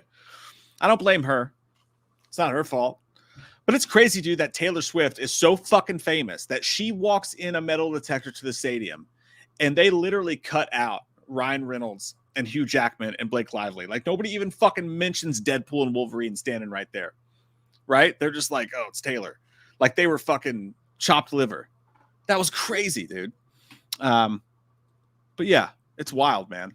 It's fucking crazy. And I think it may be a business relationship. It kind of seems like one of those things they're like, this is going to profit from both of you. But like, does Taylor really need that? Surely not. I mean, she's got it all. She's got it all. And hey, I want to have sex with men. What? Yeah. You got to ask yourself, is it appropriate to kiss the man after you've sucked him off or he just Never. doesn't? No. That's so, yeah, that's a big no. My question is though, do you know Jack and where the weight room is? Yeah, what? I'm looking for where it's at. Is it over that way? Weight room is. Never mind. I'll check it out. Does when because I told Patreon last my card was hacked, so I'm waiting on my new replacement debit card. But the monthly payments that are coming up for Amazon Prime, like I'm not getting rid of it, but I bought a bunch of movies on there. Do you know that if the payment lapses in the Prime, I know that obviously you lose access to the benefits of Prime, but you can still access your movies that you've bought, right? The purchases that you've already bought on Prime, or is that locked out too? See, that's the fucking digital world, dude. Like, do you really own anything, even though you buy it? If sometimes, in some cases, $20. I try to tell you not to buy that shit. Well, I know, but it's convenient, and I fucking like doing it. It feels like a new collection. The only way I buy a fucking movie digitally is if it's out early, or if like I need to rent it to watch it anyway, and it's only like $2 more to buy it. But other than that, I'd never fucking buy digital. Well, movies, I know, but I don't know. I feel like buying the actual physical hard copies of things is like Star Trek, the original series, and now digital is like the next generation. You just have to get with the times. It's all going to go that way anyway. Huh? Like, do you get that same fucking no, it's not no, kind of, yeah, like hit of dopamine when you open up your library and see your movies? Yeah, kind of. It just evolved because now it's a digital library. It's not the same as like it's just a different kind of high. But the thing is, like, games, I buy digital games all the time now. I don't buy physical copies of games, and there's a reason why. I got scared a long time ago that my CD, you put in and out, like this is a CD-ROM or whatever the fuck inside the PlayStation or the Xbox was going to burn out eventually, because I know people are like, oh, it gets worn down the more you put in and out of games and shit. So I was like, oh, I didn't want to do that. So digital just seemed more, or like seems safer. So I also that's also the reason why I went digital. But it doesn't matter anyway, because it's all going to get phased out. Physical copies of anything is just too expensive overall for these studios to keep making when they know it's a lot faster. You can buy it day one at midnight when the game comes out, and they can just release it to you. And then they don't have to make the box cover, the box itself, the physical disc. And it's like that. GameStop is like literally on, I think it's not going to last that much longer. I mean, I really don't. I think maybe 10 years when everything moves digital, especially with Microsoft acquiring Blizzard and / Activision, because they're close to doing that. They want to make like the Netflix of video games. With Game Pass is badass. Like, and they're just going to keep making that better. Sorry, I was going through here to see if anybody had the answer to your question. I just saw Gigi go, "Where's Jay?" Oh, I'm right here. Like, where'd he go? I know. I feel like I should ask this on a Reddit question. It's like, bitch, we came here to be fucking entertained. Dance, monkey, dance. Don't ask me questions. Go on, Quora. It is. Tomo says you can still watch them. Okay, cool. All right, cool. You sound like I have a bunch of gay porn. I mean, my Batman collection is stellar. Hey, you know that if you log into YouPorn or Pornhub or any of those like main ones, they make you put in your fucking email address and prove your age now. Nope, that's not true. The X Hamster. Yeah, or video. That happened to me last night. I mean, when I was still a young, immature child and I was doing those things, I remember that maybe they were like, I was always worried about that. But no, it's only X Hamster, and it was only in Alabama. Or it was in Mississippi or one that passed the law that you had to register like a fucking offender to fucking access these sites. I'm not doing it, dude. There's no way. No, there was a glitch. I swear to God, I can't believe I'm gonna even talk about this. There was a glitch on X Hamster, and it showed your location. And if you were like, say, in Kentucky, it would say a new law was passed, state law to protect whatever. And you had to do this register. You had to do like a face thing. Like they want to know what kind of deviant you are. So you had to do a face fucking picture. No. I swear to God. And then I got out of it really quick because I thought somebody in Russia was hacking me. Like, but that was a glitch. But I think it's Mississippi or Alabama or one of those hardcore Bible Belt states that have passed the law where if you want to access any porn site, you've got to not only you have to prove that you're over 18. But really what it is, we want to show how many sexual deviants that we have in our state. Yeah. I'm not. Such an invasion of privacy in my good times. Right? Yeah. It's so funny because like when they came out with like the vaccine and like COVID and all that, I was like, I'll fucking take a vaccine. I don't give a shit. Like put this random shit inside of me so I can go to Walmart and not have to wear a mask or whatever. But like when it comes to porn, they're like, give you your address. I was like, I will not. They are trampling my fucking freedom. I will fucking do it. I almost started January 6th right. God damn it. I almost fucked people up on the street. No, I don't know. I don't tread on me, bitch. Don't tread on my boobies or my fucking freedom of porn. I Obama's think more like Osama. yeah. Thanks, Obama. Thanks, bitch. It's all from your goddamn fault. Came from would your never hands. The happen. sands of time flow through your dirty old fingers. I think it's yeah, dude. I hate it. I think it's the dumbest shit I've ever heard in my life. The worst thing that could ever happen in the country is if it ever got to a federal level, which it never will. But if it ever did, talk about fucking communism, dude. Or just talk about the idea that the government is allowed to have access to what to like or control that type of medium that you want to consume as a fucking adult. I get they're trying to protect kids, and that's admirable. But like, I think also the fault lies with fucking parents that don't watch what their kid is consuming. Like, if you're worried that your kid's fapping it to fucking Pornhub or X Hamster or whatever, you fucking keep a closer eye on them. And actually, if you're and more concerning, you're worried about child porn leaking onto those sites. You could do what those porn sites have actually. Pornhub itself has actually done they were the first ones. They did like where they verify every user. They verify every video. They have this verification process that's a lot harder to sneak child porn onto. And I feel like if you pass a law where these porn sites had to do the same kind of verification stuff just for the videos that are uploaded to them, then that's fine. I'd be completely behind that. But making people fucking register like they're sex offenders, holy shit. Sounds like I'm just going back to the JC Penney lingerie catalog. That's the way I'm not using my mind. Well, someone send me something. My imagination is a scary place. Adrian Ybarra says, who's y'all's funniest Impractical Joker? For me, it's Joe, who for a while was one of the funniest people on earth. Sal is an honorable mention, though. I don't know the show that well. I'm just going to say whichever dude did the scoop the potatoes. That's Joe. Potatoes. Okay, I'll say Joe was really fucking funny, dude. I always thought Murr was decently funny. I never thought he was like overly funny. I feel like he was more serious when he tried to do things.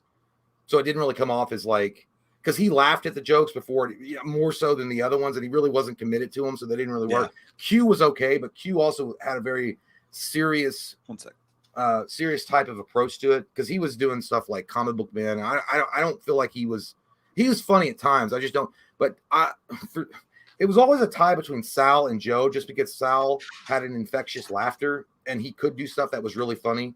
Like, I mean, really, really funny. But I feel like the one that was really good at improv comedy probably was Joe. So I'll say Joe, but Sal just for the laughs. Like he had maybe one of the most infectious laughs I've ever heard. The way that he would fall over when Joe would do something funny or one of the other guys. But Joe was probably the best as far as improv comedy. Why don't you fuck him, Jay? I will. Just suck his dick. When he comes to a town near me, I'm definitely going to go over and see what happens at the Hyatt. At the Hyatt. What's up, guys? Checking out my TikTok. AM Ryder, did you guys ever collab with Death Twitch channel? No, because we'd be dead. The name says it all. Not. I don't know what that is, so I don't. Sounds think awful. So. It sounds like something that's very scary, and I don't want to be a part of. It would look like Mike's background, but there would be like BDSM everywhere, and people would be like, "Do you want to play this Ouija board game as we sell your soul to the devil?" No. It's like an R. Kelly cameo. Like it would just be like a bunch of random red in the background and horror stuff. Seeing Blink in Amsterdam this weekend. Blink 182 in fucking Amsterdam. That's like the holy triumvirate. That's like the Quinto Ocho of life. I did see them. I saw them, but it was in Atlanta, and it was one of the best nights of my fucking life.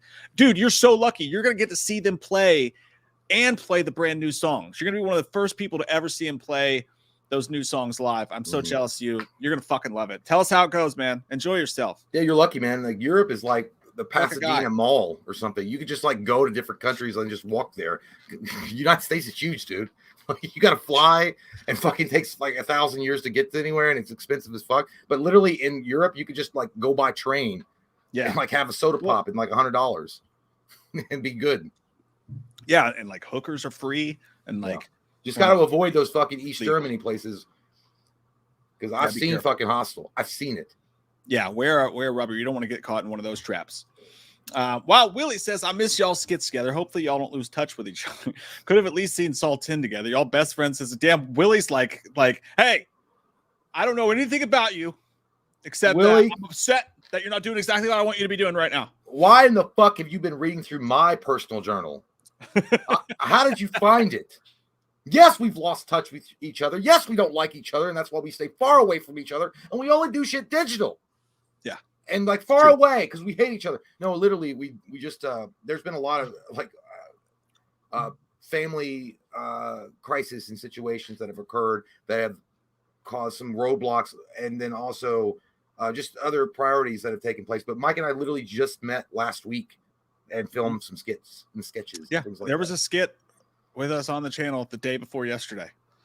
How about that? How about that, Willie? How about that? Did it do good? I didn't even watch.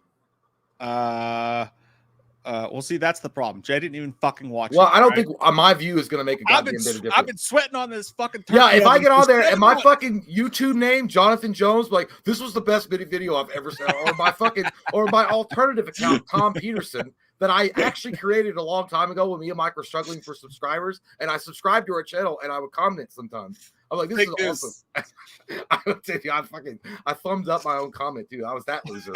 And I'm like, this is a great video. Oh fuck. No, dude, we just filmed together that day. We're gonna film probably next week again together.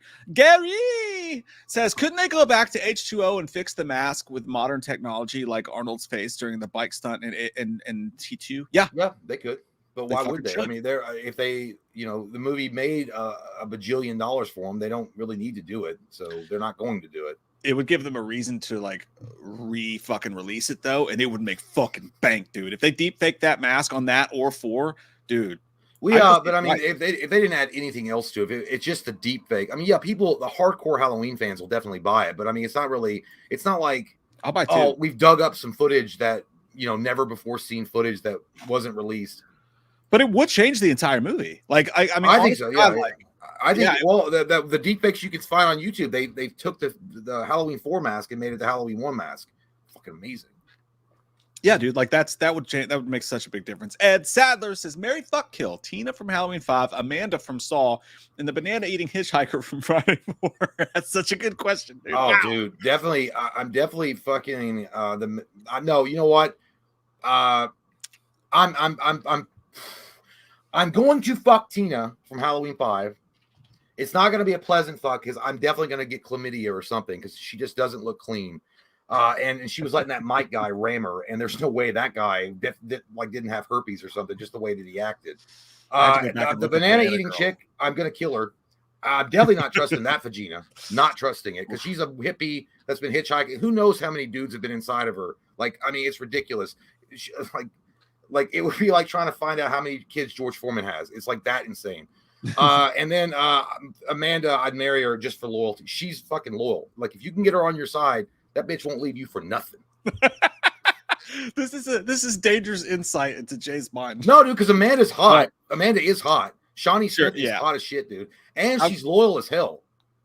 Yeah, I would kill her though. I would kill her because she scares me, and because you scared an independent, strong woman. Is that what you are? Is no, that where you at? no, it's the way she goes about shit, dude. Like the way she was with Hoffman. She's like so obsessive jealous. You know what I mean? Like obsessive jealous. But like imagine if she was that obsessive jealous. Something. Yeah, that's true. If she was that obsessive jealous over you, though, I'd be like, listen. Yeah. Amanda, you gotta calm down. I really like it. And our sex is incredible and sexy, and which you're is great. Exactly. But I'm flip flopping. Now I'm flip flopping because I'm no longer going to kill her. I'm going to have sex with her. Yeah, she'd be a great fuck. Holy shit! Everything, all the stops are coming out. That's going to be Amanda. But then I want zero contact. Like you lose my fucking phone number forever. And then a protection order. Yeah, one of those like scratches your butt. But like, that's what I'm going to do, and I'm going to marry. No, because then I have to fuck shit. See, that's what I'm talking about. You got to make the situation. You got no, it's not, dude. Amanda's loyal. She's down for some freaky ass shit. I'm never marrying her. No way. No, dude, she's down for some freaky ass shit. She's loyal as hell. She's not going to cheat on you, and she's going to fucking put bleach in your coffee. She's not going to do that because she's loyal. I don't like that. That's too loyal. Too fucking loyal. I don't want that. She's not going to bleach your coffee at all. She's going to. I'm going to wake up with her and itch away from my face like, "You twitched in your sleep. Are you okay? Do you want a sedative?" I want to fuck, and she'd be like, "Okay," and he'd be like, "Okay." I'm gonna have to fuck Amanda. I'm gonna kill Tina. So I guess I'm gonna marry the other chick. Oh God. Oh man. Welcome to a future of a house that smells like feet I'm gonna and lock her in the basement and be like, "You live your life and I'll live mine." Okay. Like bring me like supper because you probably cook good biscuits. Probably like gravy. Drool would be like falling into it and shit because she'd be high on fucking crack. That would be so. Hey, you never know what she was gonna grow into. You know what I mean? She could have like. Oh yeah, maybe. Hey, I don't. Yeah. Fucking I mean, Nordic maybe your house won't guy. smell like armpits and feet. Yeah. No, maybe not. Maybe Who knows? not. It'll just smell But like if it fucking does, old eggs. Yeah, we just will sleep in different bedrooms. That's all. Like so many people do. You know, Like the my 1950s, parents- like 2 double beds. Yeah, we'll have sex like twice because like you have to. Let's just close your eyes and go, and then that's it, and then the job is done. So no way in hell I'm dealing with Tina for my entire life. Michael Parton says, "Why was the death electrocution from a Mayan mask?" I don't think it. For me, I don't think it was. Zazu. Well, I don't think it was electrocution. I thought it was like because when the mask closed over the face, they looked like heated bars, like it like sunk into the face. That's what I assumed as well. To be Yeah, honest. I don't think it was an electric chair. I could be wrong though. I don't know. Everybody does agree with you on your choice on the Mary Fuck Kill. That's y'all's prerogative. All right. It's just because Saul is so new and everyone forgot how hot Shawnee Smith was. Yeah, I mean, I think I think maybe I don't know. Yeah, there's something about her. I'm just gonna never mind. I think she's hot as fuck, dude. She's always got some. I don't know what it is. I don't know what it is, but you think Jessica Lange is really hot? Jessica Lange. Yeah. Is that her name? Yeah, Jessica Lange. Jessica Lange. Artie Lange. Yeah, Artie Lange is hot as fuck. No shit. I love his blown out nostrils. Jessica Lange. No, yeah, I would totally Yeah, go to Jessica Lange. 100% twice on set. You know who I think's weirdly hot, like extremely hot, is the comedian, the one from she was in Step Brothers. She's the one that's like, I just want to roll you into a little ball and shove you in my vagina. I can see why. I can see the appeal. That part, like, what she was hot. She was sexy in that movie in Step Brothers. Yeah. Even though she's like psycho as shit. Like, I don't know. Yeah, she's like a tamer Amanda though. She's also psycho. Yeah, but Amanda's like razor blade crazy. Yeah, but you also like adventurous sex, and you know you're going to get that with Amanda. Sure. A lot of danger and a lot of reward. Yeah, but I don't want her making my breakfast. That's all I'm saying. Kyle says, "Happy Halloween month, guys. What's your favorite movie to watch on Halloween Eve?" I'm watching all the Hellraiser movies for the first time. Ooh, nice. You're gonna need a shower, man. buddy. Yeah, that's gonna make you feeling stinky. You're gonna be like a dirty boy from those Axe commercials. Someone's gonna need to spray you down. My favorite movie to watch on Halloween Eve. I don't want to be generic about it and be like something. Oh yeah, well that's obvious. But I was going to say Halloween 4. I was going to say Halloween 4 because it fits the Halloween vibe so perfectly. But yeah, I mean, I'll be fair with you. Discounting Halloween 4, I think Pumpkinhead. And the reason why, and because it's one of the more vivid memories I remember as a kid. My dad rented that movie for me and my brother around Halloween or around October or something, and we watched it, and it just like that movie instills like nostalgia for me, obviously, and then it's got this Halloween atmosphere to it. So yeah, I'd say Pumpkinhead. I don't know, and it used to come on TV as far as the Monster Vision on TNT a lot. So it's just that. No, that's a good choice for one. I'm thinking. I'm thinking. You know, you want something with Halloween atmosphere for sure. And usually Halloween night, you're hanging out with the kids. So you want something that's kid appropriate. Like, and you know, we did Darkness Falls one year. I'm not a fan of that movie, but the kids enjoyed it. Yeah. Halloween 4 is a great fucking choice too. I would add to that. If it were just me, I feel like People Under the Stairs has a nice Halloween vibe. I'm into that. That's a good one too. That's a good one too. I'm just gonna choose that one for now. Dude, that opening always when she's like doing the narration when that movie opens, that's fucking awesome. When the candlelight's burning, dude, that feels like setting up a spooky like tale around the campfire shit.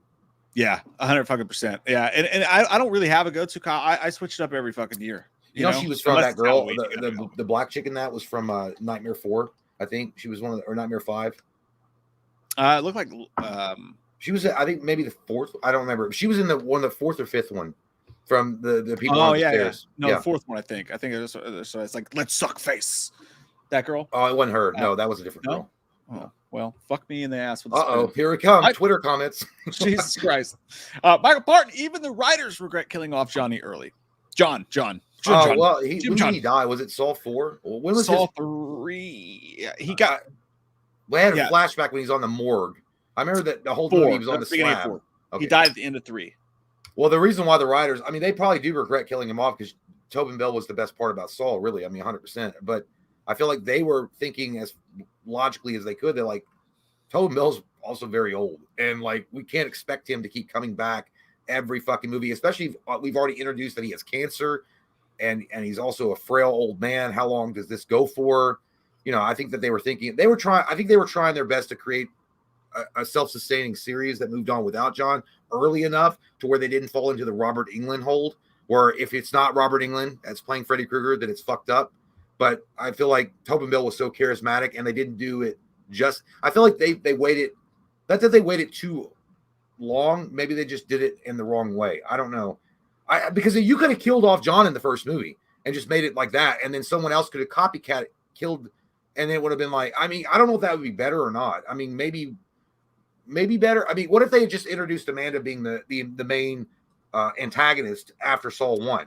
Now, see, they tried that at the end of Saw 2, right? But like they tried, or Saw 2 or 3, they tried to hint at that, and I always fucking hated that. When as soon as she's like game over and slams the door, I was like, this is fucking stupid. Well, yeah, it's not Tobin Bell, but I mean, I just don't, you know. Yeah, but I get why the writer. Yeah, I would hate to kill him off too. He's awesome. I think the best Jigsaw follow-upper person was definitely Hoffman. He was my favorite. Was the best, yeah, and that's just because women shouldn't be in those roles. No, ever. No. Jerry Ramey, after the breakfast the dinner comments and me saying that, Jesus Christ. Jerry Ramey says, thanks, buddy. He says, makes me think of our skit a few years ago. Saul trapping Michael for 20 years. Michael outlasts him and annoys Jigsaw to death. Yeah, he just never stops fucking and pissing him off. Yeah. That would be, you know what? Actually, that would be pretty fun for Jigsaw, though, because Jigsaw himself is very analytical. He could take his time and practice a bunch of different death traps on Michael and perfect them. That's true. Michael just be walking out there. Yeah, Michael's just like a fucking dumbass like test subject. He's like, I can't kill you, and he just does shit. Like, and then Loomis would be all about it. He's like, yeah, let's do something else. Take out his eyeballs and make him eat it, and then also skewer his dick. Dude, it'd be funny as fuck to see Tobin Bell's Jigsaw and Donald Pleasance get in an argument like on screen together. Like if they try to co-doctor somebody or whatever. Yeah. He's like, you're not even a doctor. Dude. Oh my God. And I can't remember who it was. It wasn't Tobin Bell. There was a guy, I just saw him and I was like, dude, that would have been a really good, like he was definitely the guy that he was the older Loomis guy. Because we always talk about who would be a good Loomis moving forward. And I was like, I saw him, and it wasn't Tobin Bell. Tobin Bell, don't get me wrong, would be great as Dr. Loomis. I think he actually would be like, it would be kind of weird, but I think he could pull it off because he's also a great actor.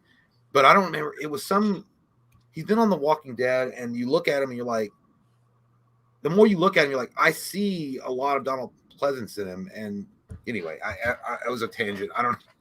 It's always interesting.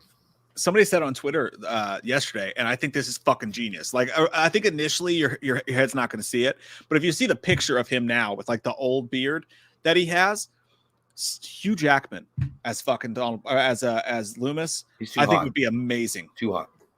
Too. Oh, you should see him now though. He's got the big bushy beard. Yeah, but he's still got that goddamn 8-pack that you can wash clothes on. Not gonna work. He just put on an overcoat, man. You don't have to see the 8-pack. Yeah, but I'll think about it.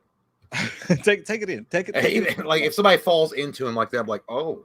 I was like, oh wow, okay, the doctor is in. Kind of having a hard time not looking at you now. I'm here to clean your pool. Michael Parton said that blonde chick needed to get it the most. Yeah, dude. That was it. I hated the fact that was one of the, because I know what they're doing. They're gonna set it up for the next movie, maybe how she gets her comeuppance. And I fucking hate the fact that we didn't get, like, as an audience member, you didn't get to have that, like, final goddamn, yes, release. Give me the release. Because I hated everything about her. And the way that she was so snide and smarmy and her fucking arrogance and egotistical smile and smirk when she was talking to John. I wanted that bitch to fucking be fried by the sun in multiple different ways and her titty nipples be picked apart by crows. I kind of just wanted her to milk me. Yeah, I know it's turning me on, but it sucks. I didn't like that either. They'll leave it out because I don't want to see her again. I mean, to me, she was a standardized, generalized villain. Like she's not that impressive. There was nothing about her that was overly like, oh my god, she's got to be in more sequels. It was just stupid. Like John's wife in the earlier Saw movies makes sense that she was in a couple more, and that actually makes sense. Even though I didn't like her that much, but this bitch was just a scam artist. Like she was nothing special. Nothing. Yeah, I think that was probably, in my opinion, the best part of the movie, though, was when they kind of unravel how they scammed him, and he takes off the thing, and like there's no wound there at all. Yeah, it was And like it I was a was good like setup. that, and then when he finds the warehouse, I watched this movie from fucking ages ago with Vince Vaughn in it. It was like a late '90s movie with Vince Vaughn in it, and Ed Big Man, Ed Boon. Milk Money, Ed O'Neill, no. Ed O'Neill, yeah. Not Ed O'Neill. Fucking Peggy. Oh my God. Ed Harris. Ed Harris, thank you. Had Ed Harris in it, and he works at this call center, and like they fuck him over for all this shit, and then they just disappear, and he can never find them to get his. It's crazy. But anyways, that's kind of where they. Dude, Ed Harris would have been a good Loomis. Or Jigsaw, like both. Yeah, I could see it. Lightning goes when John got up at the end covered in blood. Kind of reminded me of him getting up at the end of the original. How do y'all feel about the blonde doctor making it? We just talked about it. Lightning. Yeah, it sucked. I think it was terrible. Like she's some kind of Lex Luthor type of like ultra villain that's got to survive till the next one. Yeah. She's not. She's a standard ass like, villain of the week. Not that important. Not that impressive. I don't care. I mean, the actress was fine. It's funny how anymore when you critique a certain character, they think you're attacking the person. It's not that at all. I feel like her character was weak sauce. I feel like she would have died in the earlier Saw movies in 30 minutes of the opening. But yeah, John getting up covered in blood. I mean, I feel like it was a callback, definitely, where he's like the waterboarding scene and he stands there and there's like a rebirth in him or something. But yeah, it was kind of cool. I feel like they burned the Saw theme music early. I would have waited for him to stand up and then done it. And then that would have definitely been the callback. And I didn't think the twist was worthy of the Saw music at the end. I don't think it was even worthy. I thought the twist was really, really weak and like just not that interesting. And also, you're going to do a twist like that. That's not that interesting of a twist. A, and B is a big dick stretch for me to believe that could have worked out that way. I just thought they was definitely not worth the squeeze. Yeah, they dropped the ball on that one, and I hated the trap with him and the kid at the end. I hated I'm like, God, I don't need to fucking watch this. We know exactly what's going to happen. You're just kind of putting yourself through torture at that point, watching the kid even get waterboarded with blood for a second. But again, I just hated how he was like, I'm saving myself for this. Okay, to be fair, I do think that I liked the new direction they went with Jigsaw. I do appreciate it. I feel like he was a lot easier to root for in this one, and the introduction of the kid. Yeah, maybe it was a little ham-fisted and it was a little obvious what they were trying to do, but I still enjoyed it for what it was, just because it was a little bit more of touching on how far John's willing to go and what John's idea of innocent really is. There's obviously a lot of like plot armor going on and shit, but I mean, obviously, but at the same time, I actually did like that. I like that little peek into because he was like, you don't really see John lose control very often. He was like, don't touch him or whatever. He's completely innocent. I mean, you saw him get very upset when she was like the girl on the ground that frees herself from the heat beam. And he's like, she deserves to go to the fucking, the hospital. She survived. She won. And then that bitch fucking breaks her neck. And he was upset about that, but he really lost his cool when the little boy was brought into it. And I mean, it just doesn't jive with what he's done in other movies, though. Well, actually, you know what? It might tie back to the fact that his wife was pregnant and he was looking forward to being a father. Yeah. But so maybe that's why he holds children. Well, he holds children in a more of a higher standard than adults because they've really done nothing. Yeah, but I mean, again, like how many kids' parents has he taken away from and stuff like that. So, and I'm not arguing with you. I'm just arguing. It just doesn't vibe. Well, you can go. The logic train can go either way. I mean, it's fine. Yeah. You can go one way or the other with it, but. And also, I will say the one time I did like him questioning what he was doing was when he's in the park and they show him working on he just got like a new lease on life. And he's like, I'm going to go to the park and make some death traps, and he's sitting there like Forrest Gump, fucking making his, I saw a feather in the background floating. It's my favorite book.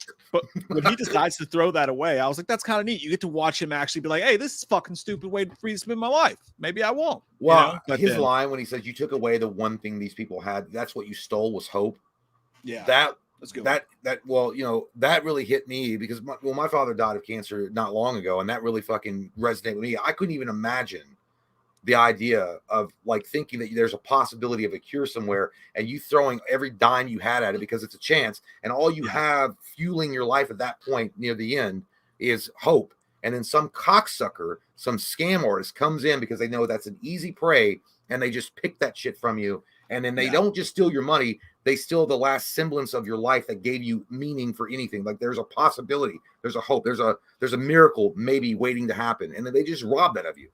And so I mean, maybe that's why, because my dad died just like 2 months ago of cancer. Literally, I watched him die, and seeing John go through the same thing. Maybe that's where I'm more of a John Kramer fanboy now.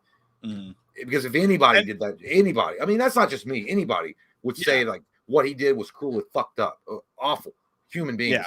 They deserve every beat of that. But I like this approach of John. I feel like it was like the Punisher would do the same shit to a pedophile.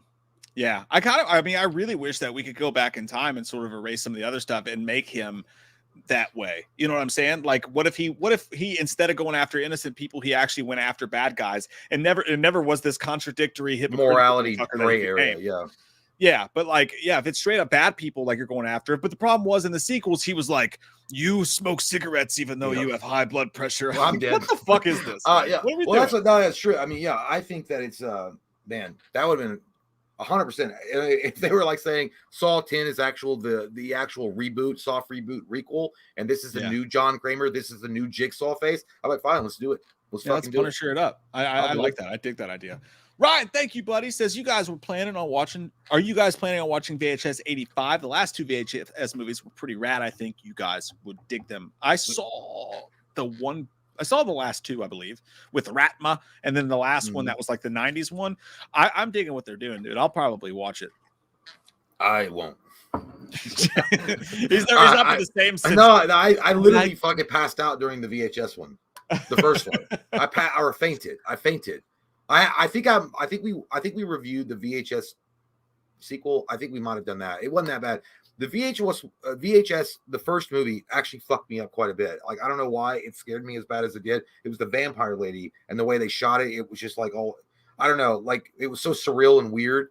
But VHS 85, I've not even heard about that. I don't even know like the directors or the writers that were coming on board.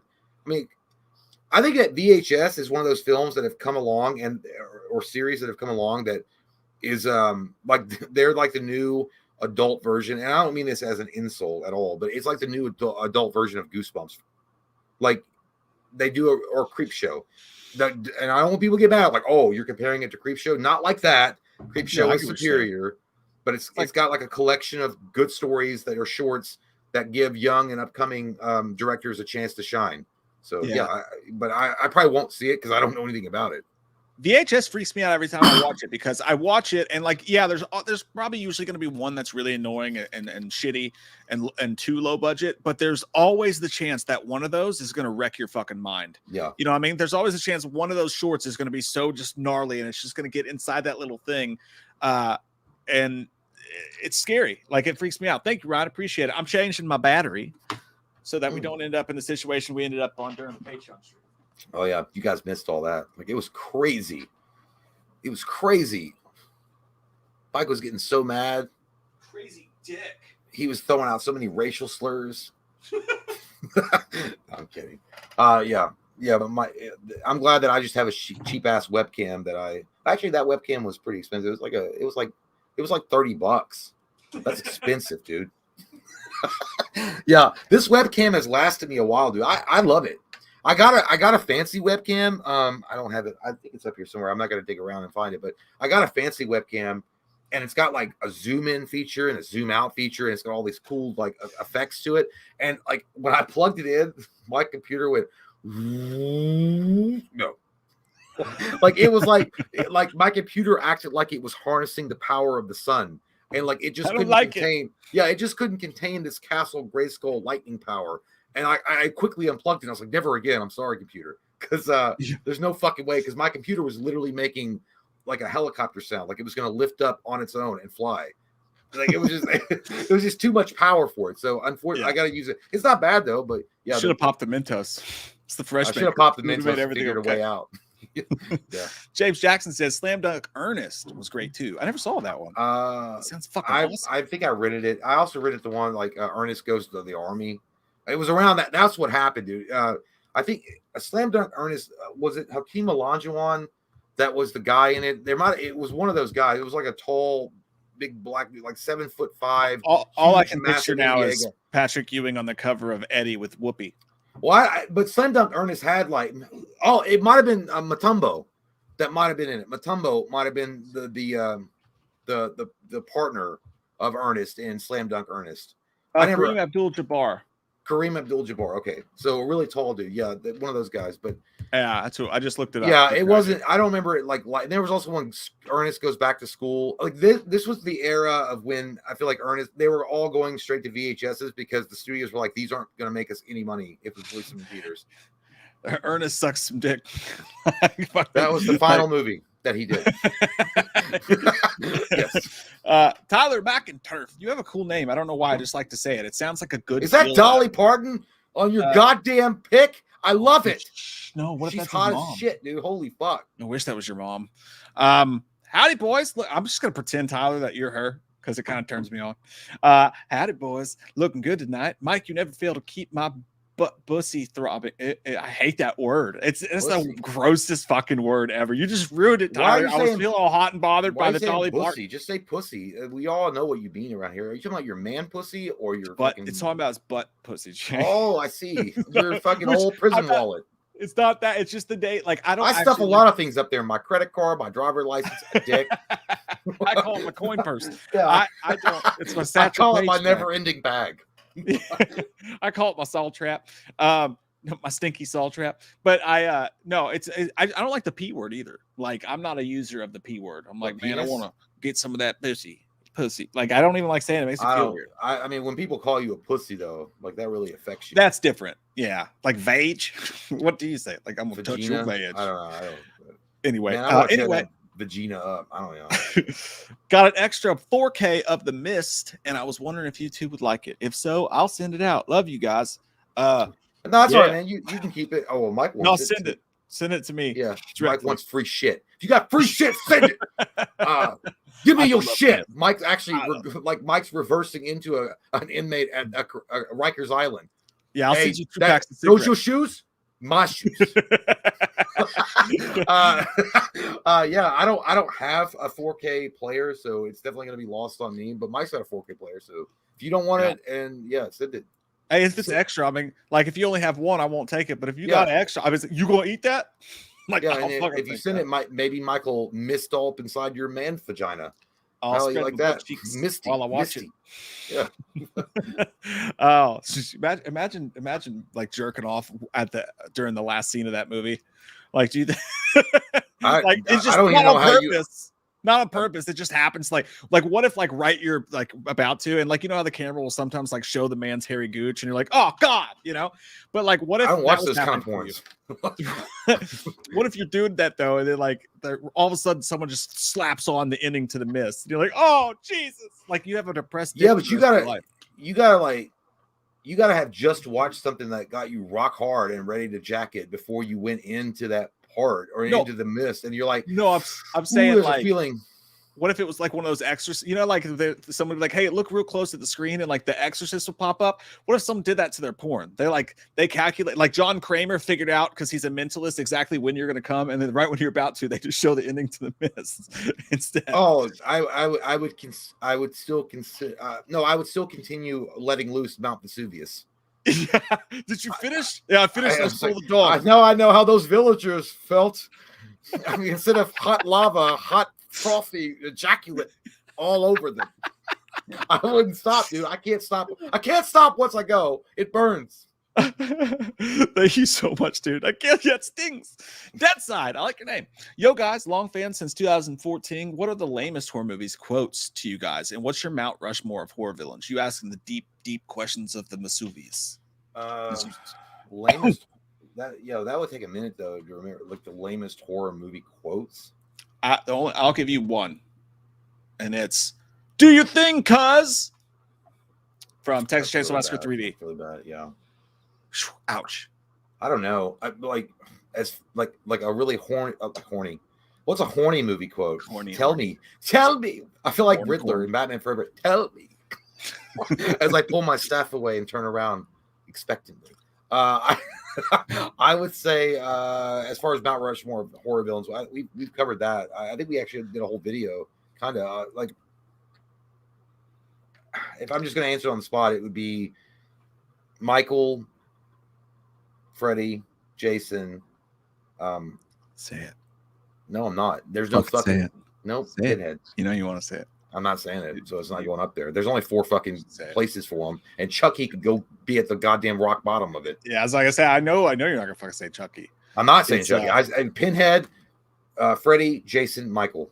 Done. Okay, the top 3 you have to have the same, and then the answer to the 4th question is Ghostface.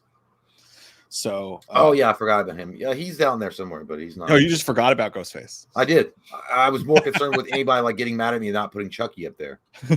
Oh, I thought you were being purposeful. No, I was literally. I forgot about him. I literally forgot about him. But I mean, That's it was fair. only because I figured you'd pick Pinhead. Anyway. I'm glad I don't have Twitter because, like, oh, if I don't say this, like, they're gonna attack me. They're gonna like, you didn't put fucking Chucky, you son of a bitch. You don't even watch horror movies. I don't think you can put Chucky there. No fucking way. Some people would. Nobody be able to see him. He's too short. Mercurio80 says, sorry I'm late, but I was killing zombies in Dead Island 2. And also that spaghetti drip, my dude.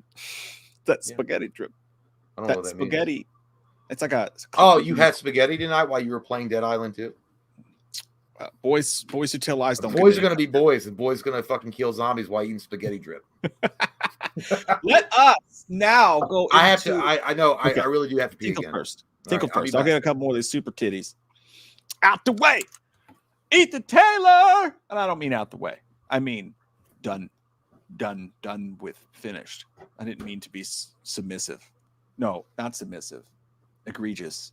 No, I'm more of the dominant type. What's happening?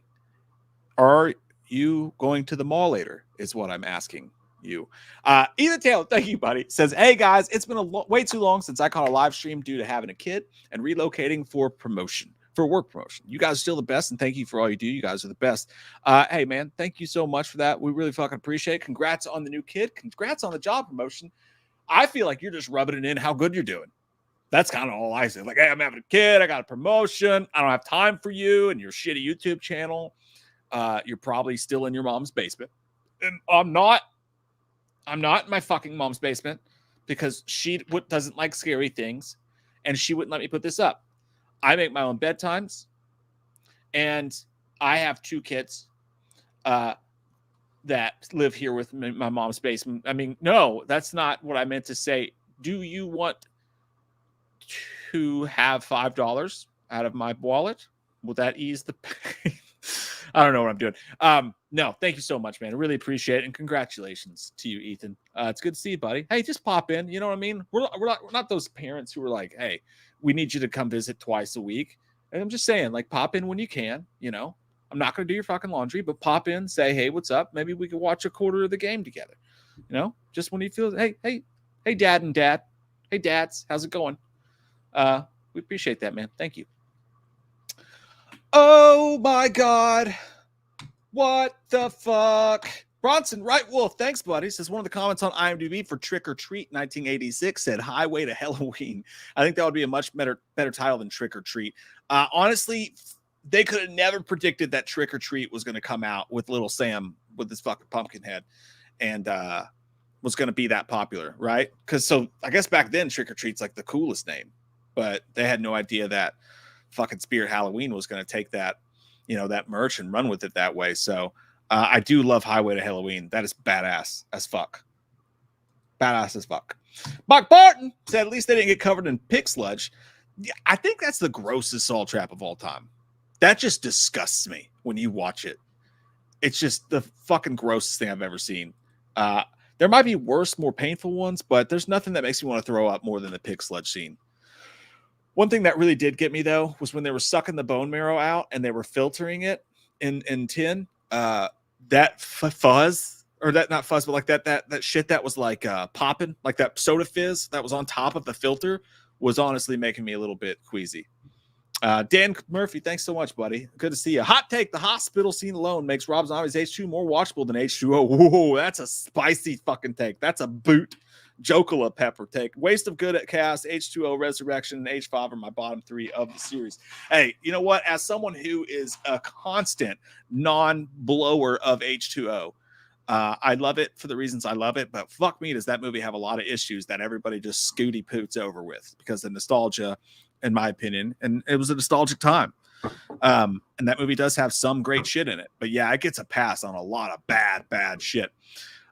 I do not agree on H2 being more watchable. I think that watching H2, that opening scene's like seeing beauty, and then all of a sudden you go directly into a nightmare. They're like, it was a dream sequence, and now we're gonna fist fuck the faces of all the characters you know and love for the next remaining hour and 27 minutes. That's And that's kind great. of what that felt like. Yeah, That sounds great.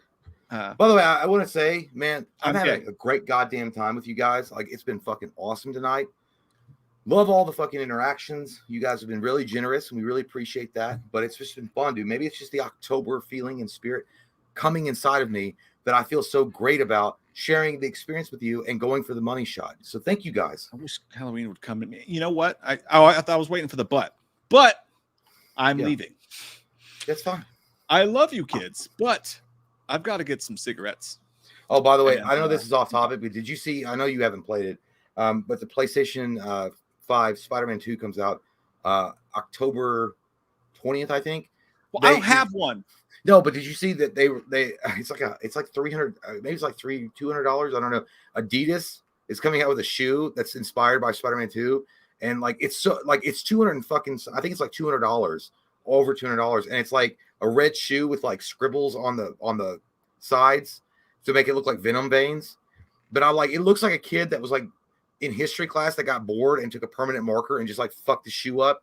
It doesn't look, I mean, you can look it up on Google Images, and I'm like, a lot of people go crazy for the Jordans and shit, which I've never even owned a pair of Jordans. But I saw that and I'm like, are you really going to pay over $200 fucking for that shit? Like, it doesn't What's the even name of look the that game? Spider-Man 2 Adidas shoe. I can PlayStation shoe, so that brought me up a whole different thing. Adidas shoe. All day long, I dream about. Yeah, it's no doubt. If you buy these shoes, you can literally jump and reach the rim like Spider-Man or Miles Morales. Go ahead and put your hard-earned money down on this bullshit. I think it's, did you see it? It looks like some shit that Kmart would sell. These guys. Yeah. Like, look at that. I don't think it looks hot or sexy at all. And again, No, I'm that's not a not. good, like, I'm not a good, like, person to You're not a judge shoe shoes. guy. Yeah, I'm not a shoe guy, but that looks like, it does not look like somebody that was bored in class and just Yeah. scribbled on their shoes. I don't mind the style of the shoe, but also that mesh style of shoe is like a treadmill running shoe. You know what I mean? Yeah. It's not even like a fancy fucking expensive shoe. I do think some parts are dope. Like I like the red and I like the red and white stripes. Yeah, I like the for foam sure. on the bottom. I think the foam on the bottom, that looks pretty cool. Like around the, like where it looks like, I know it's not probably meant to be, but it looks like spider webs. Yeah, no, and then but the whole to be honest with you, it just looks like a Michelob Ultra to me. Yeah. Like I want to just drink. Well, drink you know, Michelob I feel Ultra out of I it. feel like Adidas, like I don't know how much Adidas paid to be sponsored or to get the sponsor of Spider-Man 2 or PlayStation to make this shoe. But it's like, yeah, you guys are trying your darndest. Yes, sir, little boy, you're trying your darndest to compete with those big heavy hitters like Nike and whatever. But it's like, no, dude. How much was it? They were selling for like $200. They were like fucking expensive. Yeah, that's crazy. And But shoe it looks prices- like you literally, it would look like your mom bought it for you at Kmart. yeah, Like, it's not it was that like, impressive. it's a Kmart shoe. It should be a Kmart shoe, like honestly, and no, nothing wrong with that. But they should sell that in Walmart for like $19.97. Yeah, I'd you know? buy it then, and then I was like, Yeah. yeah, that feels good. I probably wear them shits at that point. Yeah. Gary says, you seen the Mortal Kombat post saying Freddy, Jason, Leatherface, Dunn, Michael, Pinhead, Ghostface, Chucky, maybe leaks say Ghostface wish it was Mike or Pinhead. I don't know what the fuck you just said, dog, but I know that you meant everything well. But no, I think there's no the penmanship is inspiring, but it wasn't all there. But I think I know what you mean, Gary. I did see a rumor that Ghostface was one of the DLC characters that might be coming to the new Mortal Kombat game. I gotta They already announced a few of them: Omni-Man, the dude from The Boys, Homelander, and then two other ones are going to already be coming out for MK1. And then Ghostface was the rumor that they're also going to be putting, because in Mortal Kombat 9 or 10, they had Freddy, they had Jason, they had Leatherface, they had Alien, they had RoboCop, they had Rambo. Wild. And so yeah, they never had Ghostface, they never got him, but so yeah, it makes sense. And it's funny, they actually asked Ed Boon, they're like, the interviewer was like, oh, it's so cool that you're able to bring these horror icons into your Mortal Kombat game because they kind of make sense in the Mortal Kombat world with hells and different realms and dimensions. And he's like, that's not how it works at all. It's me and a bunch of guys. Like, wouldn't it be cool if Freddy Krueger fought Sub-Zero? And that's it. Now that I can respect. I can respect the shit. Yeah, I'm like, yeah, I'd be fucking badass. Darren George said, "Good day from Sydney, boys. Michael in a Saw movie. LOL. Ha ha ha." Talk about a waste of fucking time. I would watch that. I mean, I'd watch it, but it's like after a while, it'd just be like, Tobin Bell's character just like sweat pouring from his brow, like, why would you just die? I would just love a Dr. Loomis Jigsaw like interaction, like when like Jigsaw's trying to like talk like all this fancy shit to Michael, and Loomis shows up. He's like, he doesn't fucking understand what he's saying. Yeah, he doesn't know what to say. Nothing there. Nothing inside. I mean, you might as well be doing smoke signals as a Native American. He doesn't know shit. Dude, we should have fucking done that. That would have been a funny skit. And by the way, we do have Redneck Saul, our skit coming up soon for Saul. But like, we should have done a thing where Jigsaw traps Michael, but Michael's too stupid to figure out that he just even has to press play on the tape player. So Jigsaw's like, Jesus Christ, just pick up the fucking tape player. And Michael keeps going the wrong direction. Yeah, it'd be funny if Jigsaw was like, I don't know what's wrong. I've tried everything, and he just won't die. And then Loomis be like, I know you had brain cancer, but Jesus Christ, after the 30th attempt, did the brain cancer also affect your intelligence? I mean, what the fuck are you talking about? 30 tries. You don't, it's not going to work. It's not going to work. Dump it. You know what? The only way you're going to fix him, make him watch Halloween Rob Zombie Part 2 over and over again. That's it. Make him catatonic. He's just like the trap just like cuts off his leg and he just stands there and doesn't move. Just looks directly at the camera. I mean, it would be interesting because you would actually see him regenerate it. Yeah. like the lizard from fucking Spider-Man.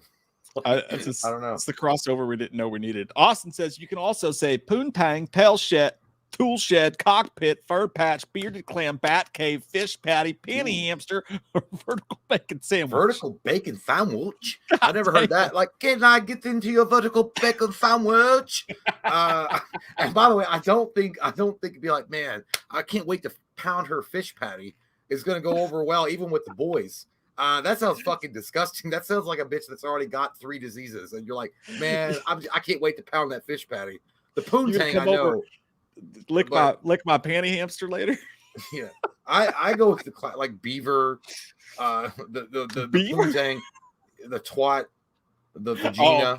Okay, you will not stand for that. Well, I don't say, oh, I can't wait to get inside your twat. Nobody says that except in fucking porn movies. But yeah, I've never heard of all these. These are very interesting. Are these in Webster dictionary? I was like acronyms for vagina. Yeah, he got all them shits on the back of other names. They got all them shits on the back of Snapple caps. I was like, vertical. This all sounds, by the way, this all looks like a fucking script for how Bruce Campbell in fucking Evil Dead would describe a vagina. It's 100%. Or fucking Duke Nukem. I got my husband's bulge ready to put it in your vertical bacon sandwich. Joanna from Canada. I thought that was going to rhyme, and it didn't. I was waiting for the Joanna from Canada, and you have to add that. But hey, guys, love your channel and videos. Thank you so much, Joanna. One of my favorites is when you posted Jay's reaction to Host 2020. That was gold, and we need more of those. Jay reacting to scary shit is always a good time. Happy spooky month. And to you. Well, thank you, Joanna. That's really sweet of you, and we are very thankful to have you in the chat. But I don't understand that you enjoy that so much, because it would be like going to a animal shelter and saying, can you please pull the puppy's legs apart until they snap? I want to see that cruelty. I don't like that shit at all, to be fair. I know that people like it, but I don't like it at all. No, because Mike and I have been friends for a long fucking time, so he knows specifics that really get into my gunji, that makes me scared. And he's like, oh, this will be fun. Let's film it. Hey, there's some herky jerky shit in here, and there's a fucking jump scare I'm not going to tell Jay about, even though I'll console him first, but like, dude, there's not. I swear to God, there's not. And then there's some bullshit that happens, and a little turd comes out. I'm trying to coagulate a series of the scariest, like very, very short films, TikToks, whatever, like the scariest shit that that has a jump scare or has whatever in it. Email them to me. I'm going to put my email in this because I've been wanting to do this for a while and like have us like react to these things together.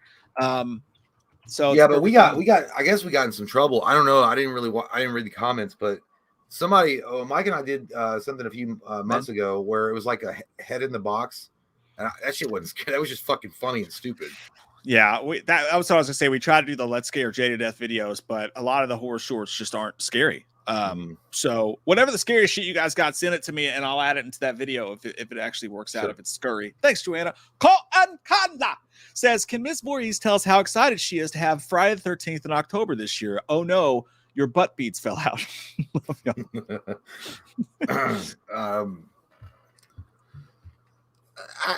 Well, Jason, I don't know if I'm so excited about the horror month falling on October, Jason, because your room is still dirty and your face looks like a puddle of goldfish shit. Jason, I don't want you to take this the wrong way, but I should have aborted you a long time ago. Jason, you piece of shit. But I love you. Mommy loves you. And maybe it's a sign that you'll have a new movie soon so you can help Mommy move out of this decrepit swampland. Jason. I don't know. Dude, I swear to God, I'm glad that you guys enjoy the Pamela Voorhees sketch that we did, but I feel like it's so bad. But yeah, that's what I would imagine. I don't know. I always feel like she's Pamela Voorhees or Mrs. Voorhees, the head of Mrs. Voorhees.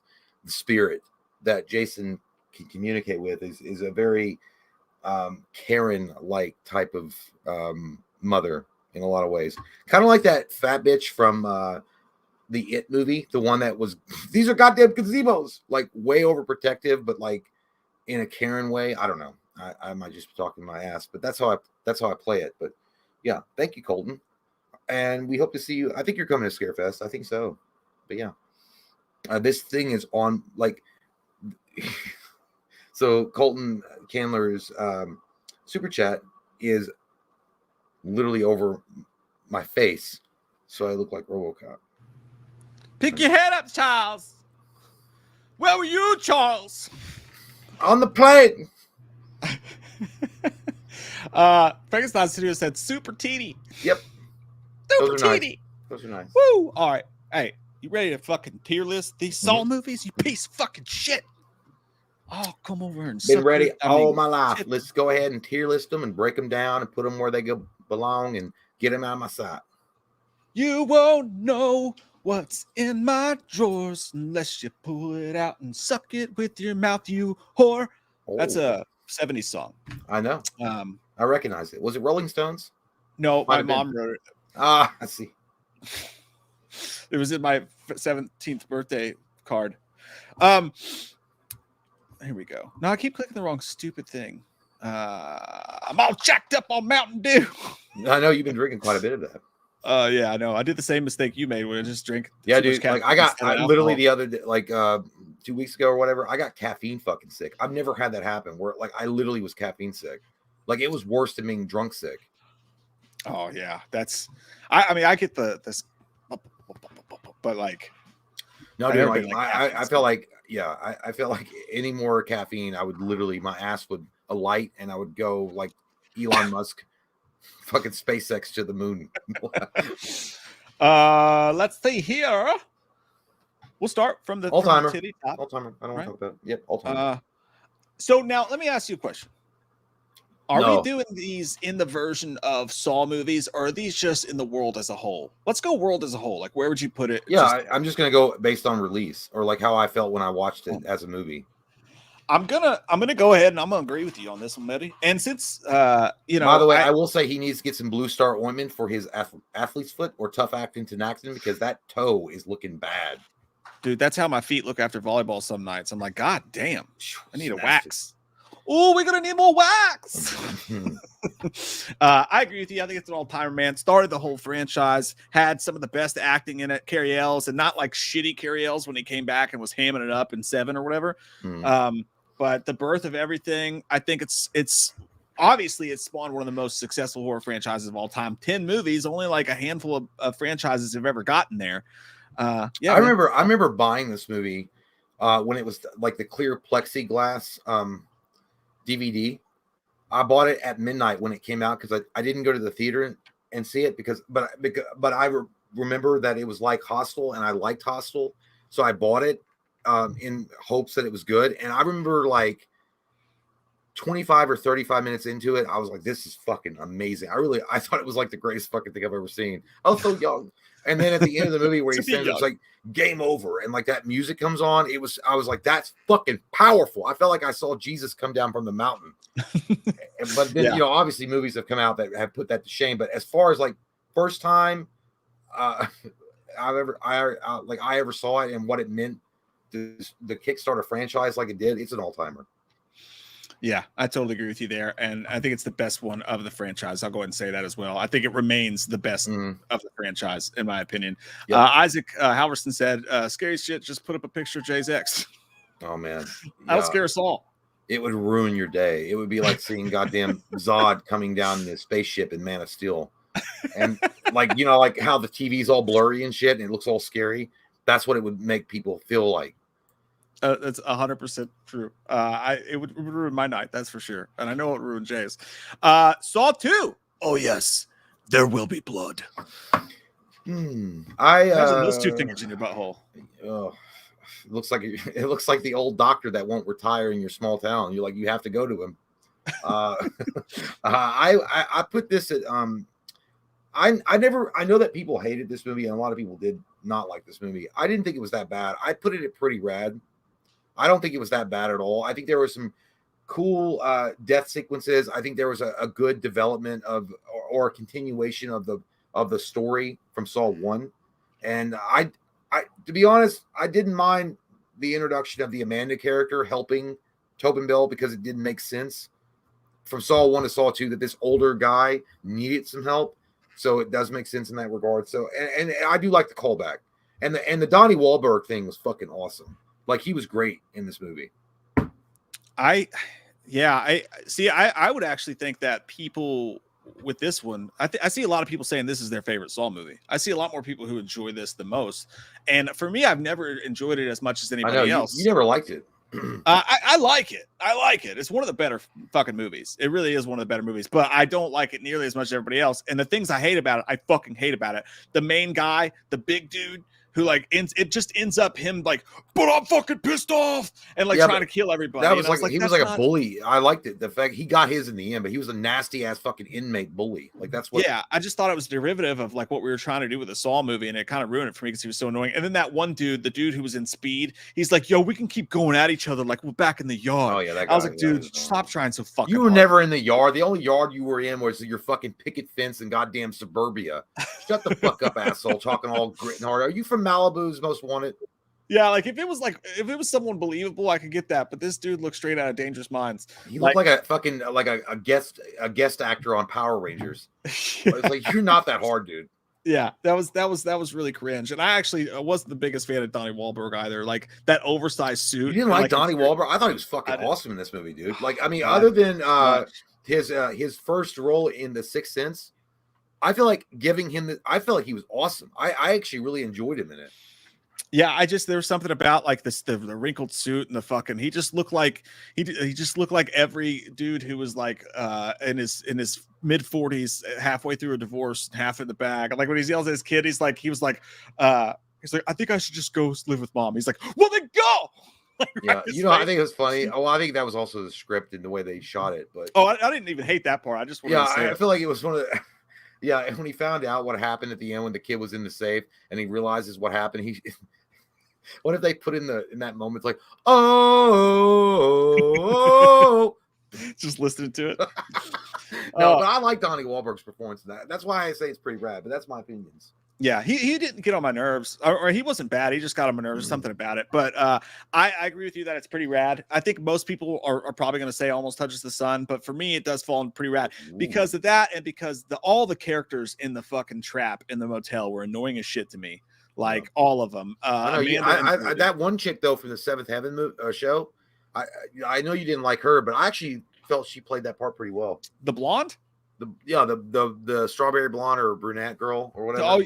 All she did was stand there and cry the whole time. Like, yeah. I mean, yeah, but she was cute, and we need cute people in our movies. So. That's fair enough. I'll stick it in pretty rad with you though. I agree. Let's get you right in there, Saul. I'm starting to sound like that fucking guy from Abercrombie and Fitch that's accused of all those nasty things.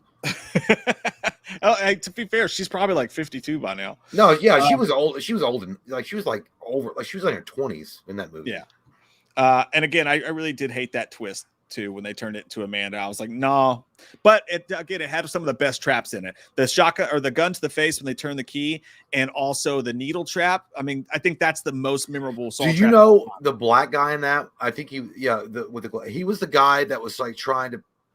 I know there was something going in Showgirls though, but it was like whatever. He was like trying to pimp out Jesse Spano. That's who I remember him from. Oh yeah. He was in Speed too when Keanu. That was the guy. Yeah, that guy is as fake gangsta as it gets. That guy's like fucking not what's his name? Not DMX, but the fucking guy that got called out by DMX Eminem. as real as they come. No, not DMX. No, not DMX. No, the one that got called out by fucking Ja Rule. He's as fucking hard as Ja Rule. Oh, yeah, exactly. He's a Ja Rule, Nick Cannon type. Yeah.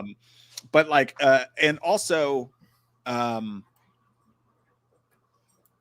I forgot what I was going to say. Shit, fuck. Oh, yeah, I think this movie sorely missed the acting presence of Danny Glover and of Carrie Ells. And I think this is the one that started this, like, Saw 2, for all the good shit in it, it started the soap opera like B-level, C-level actors. It went a little too far. Like a little long in the tooth. Yeah, it started that whole trend that, depending on how you feel about the franchise, Saw 3. Okay, to be fair, I don't remember much about it. I think I remember enough about it to be like I wasn't impressed when I watched it. I think I watched it and I was like, yeah, it was standard. I would put it as fuckable. I don't remember it being anything above fuckable when I watched it. I don't remember much about it though, to be fair.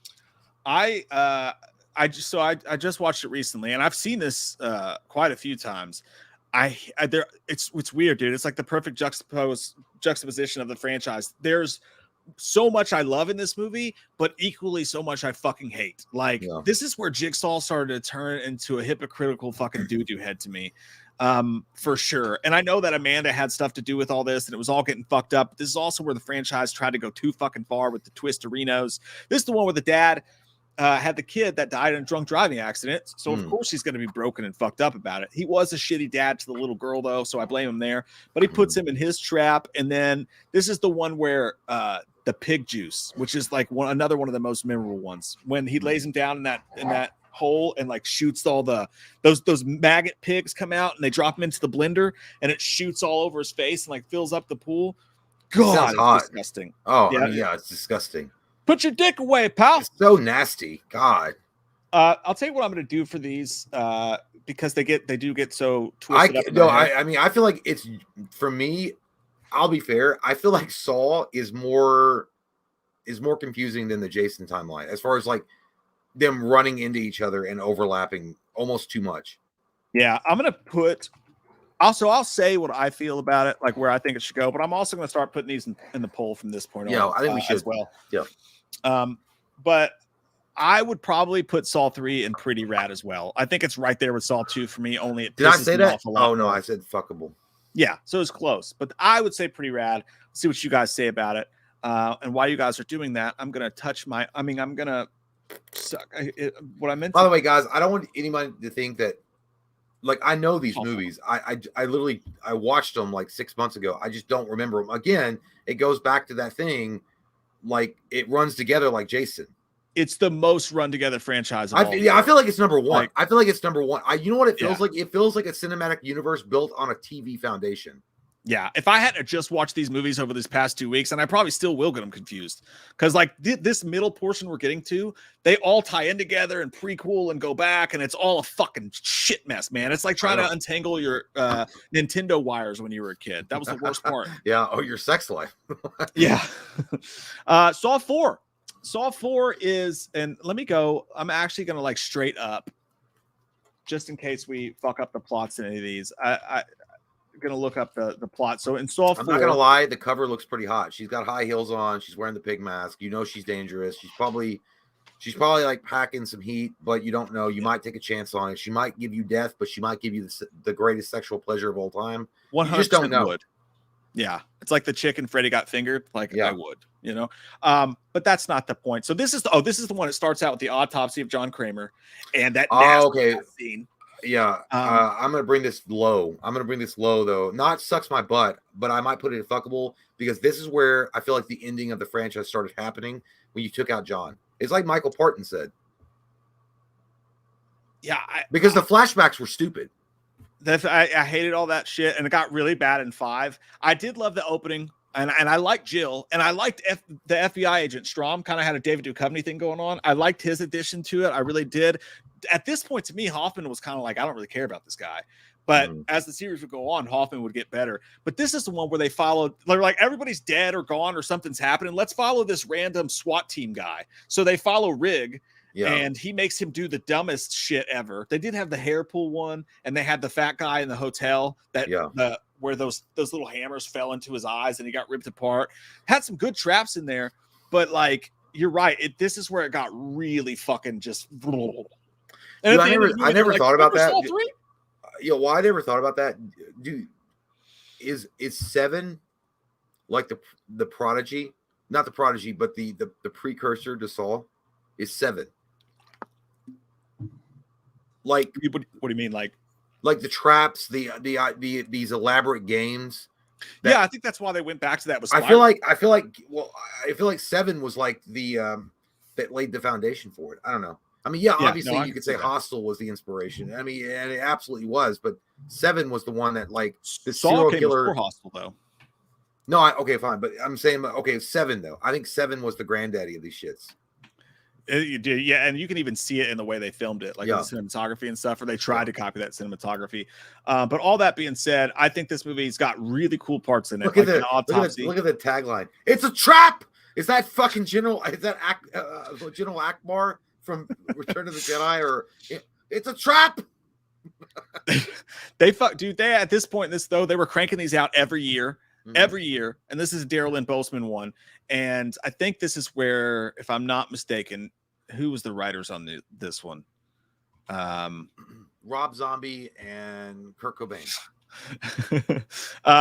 This is where Patrick Melton and Marcus Dunstan came on, who were the writers of that Halloween Returns script, right? This is where they started to come on, and they started to try to like fix plot holes here and there because 3 got super plot holy with the whole Amanda thing, and they started to retro fix stuff. But I thought it's probably maybe one of the weakest entries. I'm going to call it fuckable at best. That's where I was. I mean, I even remember it less than 3.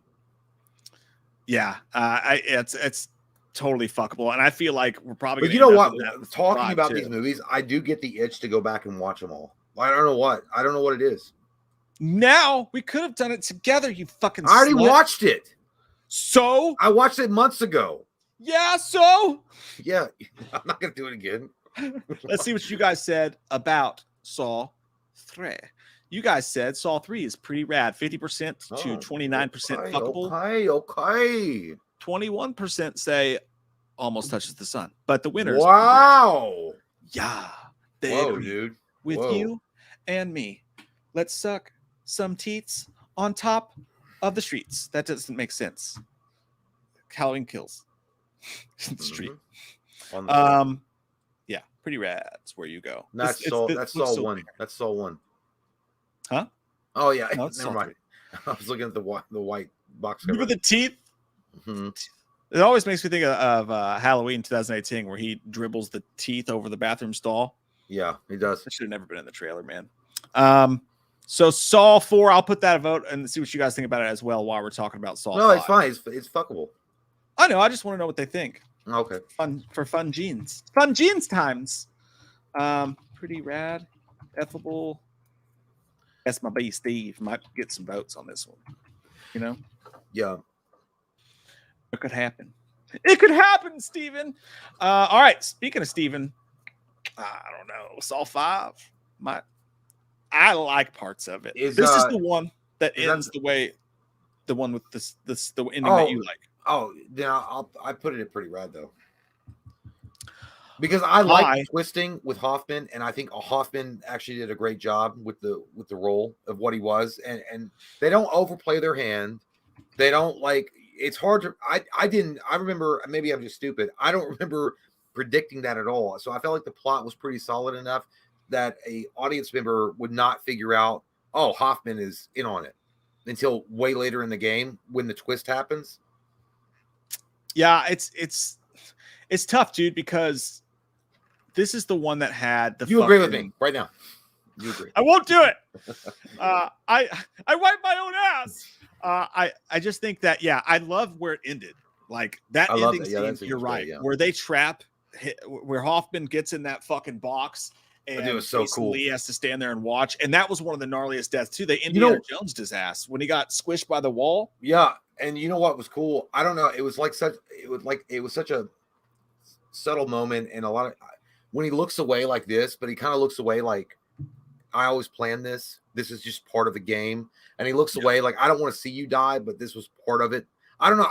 It was such a I don't know if they meant that. Maybe I just interpret it that way, but it was like. Hoffman was saying, like, I don't take any pleasure doing this, but it is what it be. See, I took from that he was like, I was gonna watch, but this is even too fucked up for me. Fuck, because it was nasty, I don't even think that Kramer was into watching the torture part of it or like the death part of it. He never admitted the sick fuck. Well, I don't think he ever really got any. I don't think he got off on it. I just think it was like I give you these dire traps and tests to see how far you're willing to go. I don't know. But he didn't jack his meat and jack me off for when you died. Just Tobin Bell just fucking going to town on himself in that little booth. Yeah. It's not like Pinhead was like sitting back there fapping it, and then Tobin Bell was like, "Yeah, I like this." Oh, dude, I actually thought that this one kind of sucked until the end. Like the end was fucking bad. Well, maybe I'm only remembering it because the ending was so good for me that I'm putting it at a higher level. Maybe it is fuckable. I just don't remember much about it. I don't know. The audience can decide. The whole fucking movie, I'll put this one to a vote. It's just the whole fucking movie. It was just like Strom being like, I know it was him, and I'm gonna go Blue's Clues. Oh yeah, I'm gonna go Strom. Yeah, and then at the very end, it got really cool. But we'll put that one to a vote. In the meantime, just to see what you guys said about Saw 4, you guys agree with us. It is fuckable, 45% to 36%, pretty rad. So we're solid there, Steven. What do you think? What do you think is more egregious of a film series releasing every October just to, make sure that they pet that taint to get the absolute biggest amount of money they can out of the movie? Is it Saw, or is it for a while Final Destination? I will say Final Destination got worse. Yeah, it got worse. It got way worse because Final Destination toward the end, it was only about, there was no plot. Like that bitch, like Final Destination had a plot line that you could watch Blue's Clues and get the same kind of fucking plot line from. Like it was only about the deaths at that point. Yeah, it's close though, because Saul really was at one point like, "Hey, we got to slap one out." Well, they were, but they were trying though. You could tell that some writers were trying to tie shit together, but Final Destination was like, "Nah, fuck it. We'll go straight on steroid horny ass fucking death scenes in the new ones. Like nobody cares anymore about fucking the plot." Yeah, it was some fast track shit like right away. This next one, I was trying to remember which one this one is because they run together, and I just watched them. Saw 6 is the one with the insurance guys. Okay, if this is the one where Hoffman gets betrayed and the whole fuck, I don't like this one because I feel like the movie was strong, and then when they get to a certain part where if I'm remembering the movie right, where does Amanda come back in this one, or is his wife? If it's his wife, I can't remember if it's his wife or if Amanda comes back and then Hoffman is kind of made like he's a piece of shit and like he died. I don't remember. I hated that plot line. I don't know if it's this one though, but it says right there, he helped me. So it might be Amanda. This is the one where there's the predatory lenders, there's the insurance guys, and then Erickson and them are trying to figure out. At this point, they don't know it's Hoffman. But they end up. Jigsaw's dead. It gets so confused. So Jigsaw's dead. And he gets the box with the envelopes, and this is the one where Jill fucks over Hoffman. Okay, I hated this one because I felt the plot, like taking it from Hoffman, who was already established as a pretty badass in Saw 5, and then they just kind of. I feel like this movie throws away his character development. I feel like this movie is the one that takes away of what we could have had with Hoffman, in the idea that, oh, it's his wife. His wife was always the one. Well, and then at the end, the fucking end again, it saves itself. No, but wait, am I misremembering? His wife was like in this one. Yeah, she was in this one. Okay. He left her the box, and then her and Hoffman are talking shit to each other the whole movie, and they have those envelopes, and Hoffman's running around putting all these traps together some fucking how. But then at the end, she's like, he wanted to test you, so this is your trap. But this is the one where she puts the bear trap on Hoffman at the end, and he puts it in the windowsill like a fucking genius. And the movie ends with him screaming with his mouth ripped open. That's badass. That's badass. Great ending. But I hated the fact that they just tossed him away. I don't know. It felt like they were like, all right, well, it would be more interesting. What if his wife wasn't on it? I don't know. I hated that shit. Yeah, and this is the best part about this movie was when Hoffman gets caught, because you're starting to get kind of bored of this back and forth shit. Yeah. And then when he gets caught and they're like, we have the dead person's fingerprints and we just analyzed your voice and we can see it's you. And then he has to kill everybody in the room like fucking Jackie Chan. Like that shit was like, okay, Hoffman's a badass. And I'm kind of digging him be Jigsaw this time. Love that scene.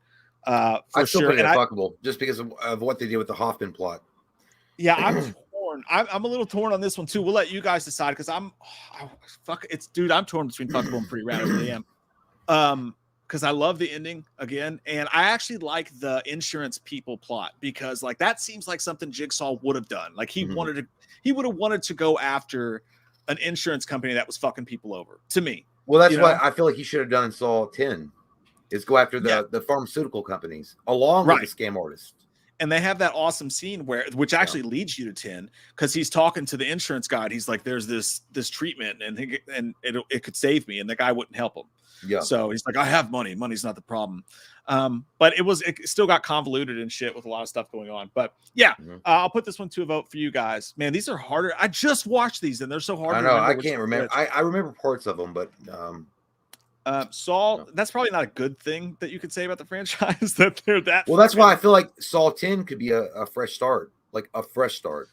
Yeah, it really could be. So in the case of, I'm all over the place with Windows and whatnot here. In the case of Saw 5, you guys say fuckable, 44%. I think fuckable is going to get filled up pretty quick. Yeah, it is. No, I mean, I really do. I don't think there's a lot of. There's one that's definitely sucks my butt. But I feel like fuckable is going to be like, it's definitely going to be having a Thanksgiving dinner for a lot of folk because it's going to fill up quickly. If you could put this whole franchise, well, we'll do that at the end. Like, where would you put the whole franchise? Because that's interesting. But I mean, because you got to balance out everything. But yeah, let me put Saw 6 to a vote in here for you guys. Now, a lot of people really like Saw 6. Like they really do. Like they thought this, okay, finally we're back on track. There's things I liked, things I didn't like. Like I said, I'm closer to pretty rad, but let's see. Saw 60 pants. I feel like Saw itself, man, there was always a potential for like glory in a lot of them. And then they just fizzle away like a firework in the sky. Like there was moments and opportunities for certain Saw movies to be like something really special and something really defined and be its own movie, be its own like identifiable, amazing film, and then it just fizzles away because they decide to rely on really boring, redundant plot lines, and then that just takes an audience member away. Yeah, and you know what I was thinking just now, dude? Like honestly, when it comes to these middle sequels, when it comes to these middle sequels, I think that there's one really fucking badass movie in there. Like if you took the best parts out of like these 4 or 5 fucking movies, there's one fucking all-timer in there. But it's just spread apart with peppered with shit. I feel like the middle part of this series is like Beetlejuice saying, "Nice fucking model," and then knocking over the tree. Here's one. And you know what? Whatever we say about it, I'm going to say this to its credit. I remember Saw 3D. The final chapter. Like the back of my fucking in head. Your bra. My sister's been through a lot of dick. That's what it is. I'll say this about this movie, dude. It does separate itself from the other ones. I'm not saying in goodness. I'm just saying I don't convolute this one with all the messy shit from the other movies. I can't remember anything about this movie. Like nothing. This is the one with Chester Bennington in it. Where he did his back was stuck to the thing. Oh yeah, okay, yeah. And then Hoffman goes full Terminator and like kills every fucking body when he's trying to get to jail. Wait, no, yeah, I remember, yeah, not bad. Why the fuck you got to make a cover like that though? Like he's like the new Statue of Liberty. I love it. It's so over the top. It's so stupid. And it kind of doesn't even look like Tobin Bell. It looks like Sylvester Stallone now. Dude, it does look like Sylvester Stallone. Yeah, I was just fucking thinking. Yeah, it's like is this the poster for Expendables 5? I'm okay. I remember liking this, but again, I just don't think it rises to the froth. It doesn't rise to the froth of the cup to be Pretty Rad. I feel like it's a fuckable movie. I feel like this was the problem with all these movies. They were good enough to watch, and you left the theater being like, oh, that was pretty fun. That was pretty interesting. Oh, I'll remember that one death scene, but not really giving a shit about the plot because it just felt like another redundant, continuous, like not inspired plot line from the last movie. So you didn't really give a shit. You're like, oh, it's a Saw movie. I don't know. It wasn't memorable. Maybe that's just me, but again, it's just maybe it's just a fuckable movie. It doesn't suck, just fuckable. Yeah, I think for me, it's highly, highly, highly fuckable. So I'll put it to a vote as well because I wouldn't mind Pretty Rad. But there's going to be a lot of people who say sucks my butt Steve on this one. What I would say about this movie, dude, is the most soap opera-y one of them all. It looked like absolute garbage sauce. Like, it looked terrible, but it had some great scenes in it. The opening kill was the one with the girl with the big boobies that was on the ceiling and she cheated on the two dudes. You remember that one? Yeah. And yeah. Oh, yeah. In the storefront. Yeah, no, yeah. Was it the storefront or was that Final Destination? Okay. No, this is storefront. It felt Final Destination. It did. But that's dude, gnarly. That's gnarly. Yeah, I hated that fucking Party of Five looking motherfucker who wrote the book and was faking his story. Yeah, I remember that. Yeah. But apart from that, dude, Hoffman was such a fucking badass in this movie. The kills, the Chester Bennington kill was really memorable. I had, at this point in the franchise, I had more fun watching this than I did some of the other sequels. So I'll put it to a vote, but I wouldn't mind Pretty Rad. I really would. I wouldn't care that much, Jim. But the problem was, that was the problem with this one. As badass I feel like as I'm Hoffman was right now. God damn it. I can't get this fucking ring off my goddamn middle. Oh, there we go. Like, so, I put my wedding ring on my middle. No, I just do like my hands sweat and so my fingers swell. Yeah, but, I just do it as a nervous thing. And I was like, I was like, oh shit, I got to go to the bathroom and get soap on this shit. For years, you've been fidgeting with your ring. Yeah. But no, the most egregious mistake this makes is to bring back Cary Elwes, Dr. Gordon, for that cheesy ass shit they brought him back for, where surprise, he's behind it all and he's been helping. Again, just as stupid as it is that Amanda would help him, in my opinion. Lawrence Gordon, they put his wife and kid in danger of being murdered. There's no fucking way he's going to be like, Allie. Allie. It's so bad. There's no way he would have ever done that. And then to take that badass character of Hoffman and just have him just like shut in a room where Cary Elwes is like, I don't think so. You know what? I feel like Hoffman was written off as bad as like Crossbones. Captain America. Like you have this promise of an awesome character developing and having some cool backstory and some great interactions, and then it's just like, taken away like a kid that realizes that this Christmas is going to suck because daddy's been fucking his secretary and we're getting divorced. It's one of those movies. It was entertaining, but they made fucking terrible decisions on what to do with their characters in the end. So I'll put up a vote on that one. In the case of my dick, Saw 6. Saw 6. You guys say Saw 6 is 30% say 29% say Pretty Rad, 29% say fuckable, 28% says almost touches the sun. Wow, damn. The next vote will make the decision. We got some Mortal Kombat shit going on. The first one to a fatality wins, bitch. Welcome to the Thunderdome, ho. Fucking get in there. Vote. It is frozen. I'm just waiting for someone to make the choice between Pretty Rad or fuckable. The next person to vote's going to... Oh, now they're all... There's a three-way tie. No. Okay. We landed. It is officially... Pretty Rad. 29%. Whoa, okay. 8% say almost touches the sun. 28% say fuckable. 13% say sucks. Dude, that's crazy. I love the divisiveness on that movie. I love it.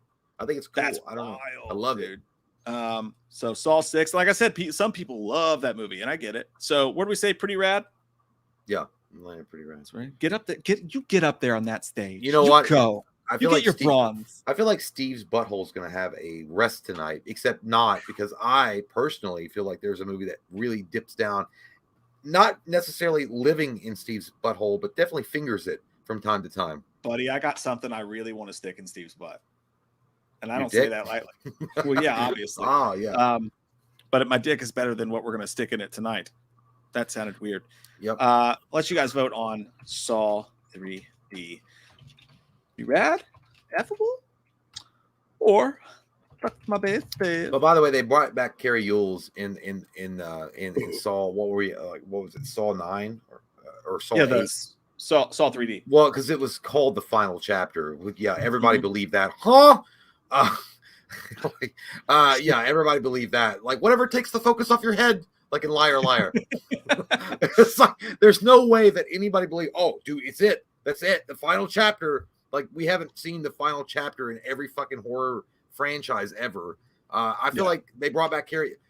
Did anybody truly think it's coming back? Yeah. Did anybody truly think at all when the final chapter was put in the fucking title, this is it? No. Like when you saw Freddy's Dead, the final chapter, even though I'll be honest with you, when it said Freddy's Dead, that actually was more of a significant factor when I saw that poster, because I was young and I didn't really know how movies work really at all. Like how production and all that kind of shit works. But there's no way that anybody really thought like the final chapter. Like, okay, yeah, next year it'll be something else. We'll reboot it. It'll be something else. But anyway. Yeah, and that was the usual thing. I think it's almost at this point a promise. What franchise? There was a franchise that just did like their second or third movie that put like final something in it, and I was like, that's way too soon for you guys to be stretching. That I wish out. somebody would have fun with like, really, it is final chapter. Like, really, it is absolutely the final chapter. And then it's like maybe the final, or just put the final chapter question mark.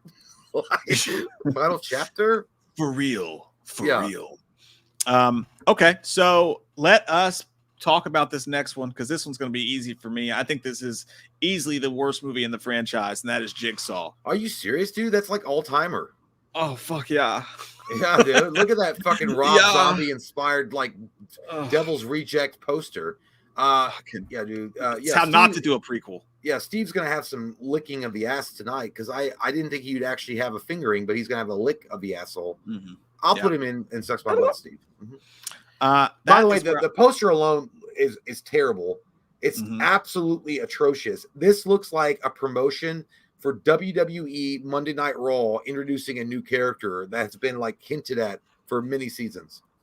Yeah, it looks fucking. It's like, oh, you'll never escape the spiral, man, or some shit. It looks terrible. It looks like a fucking knockoff Sting.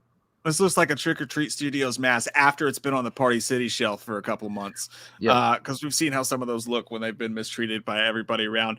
Yeah, piece of shit. We don't even have to talk about it. Just get out of here. I don't remember a fucking thing about it except for that I hated it, and it committed the cardinal sin, which was it was boring as shit. That's the problem. I can remember pieces of other ones, but I can't remember a goddamn thing of that movie, because that's how bad it was. I think it just blocked it out. I'm going to rewatch it soon, so I'll let you guys know if it changes my mind, but I remember it sucking my butt, Steve. Yep. Jay and I disagree on this next one, but first, the poll. The poll says, in the case of Saw 3D, it is... Oh, it's tied. Fuckable and sucks my butt, Steve. Damn. Next vote makes the choice. Choose or die. Live or die. Barf or cry. Oh, no, it's tied again. Oh, shit, I actually click end. I clicked in on a fucking tie. Well, put it back out. Put it back out. I can't. It won't let me. Well, then. Oh, no, I see what you're saying. Just redo the whole poll? That seems. Well, just redo it, because now you fucked it up. God damn it. Fine, Dad. I'll clean my fucking room again. Just do it again, or your mom and I are getting divorced. I'll just put those two choices there, though. That'll make it fair. Okay, Effable or S might be Stephen, huh? All right, so while you guys are voting on that, Jay and I will talk about Spiral. Oh no, Spiral. This was our COVID or Quinzu Ocho. Yeah, dude, I hated this fucking movie. I didn't like it at all. I understand what they were going for. Don't get me wrong. I understand that Chris Rock was trying to put a new face on the Saw franchise, and God bless him, he did his best because he was following the footsteps and the holy paces of Key and Peele. I don't remember the guy's name. Jordan Peele. He was trying his best to be like, hey, you know what? I can take something that I'm really passionate about, and I can make this. The problem is, I feel like this is step by step an attempt to do a Seven ripoff movie. It felt like a goddamn Wish.com Seven movie rather than a new introduction into the Saw universe. So for that alone, like I would have been more impressed if he got Will Smith on a fucking harness somewhere and said, alopecia, live or die, pluck your own hair out or die. No, the red table with his own wife was his Saw trap. Yeah, that was it. Yeah, that was the spot. Yeah, and don't get me wrong, I like Chris Rock a lot. I think Chris Rock is a very talented actor. He's not Jamie Foxx, and he never will be, but he's got some range to him, but not. I just feel like this movie was a Wish.com 7, and I never liked it. I feel like I could put it at fuckable, but dude, to be honest with you, when I watched it, I feel like it's a sucks my butt, Steve. I don't think it was like the reboot that was needed. It didn't work. And when they tried to dip into this 7 atmosphere, it for me it ruined the whole the game. Essentially, I just didn't like it, dude. I don't know. You know what it felt like? It felt like Ghostbusters 2016. It was like, we're going to acknowledge some things that happened in the previous movies, but we're going to do our own thing. So it's not really a sequel. It's you know what I mean? Like, I didn't like that shit. Like, just make it like, it was like trying to be different for its own sake. So I didn't like it.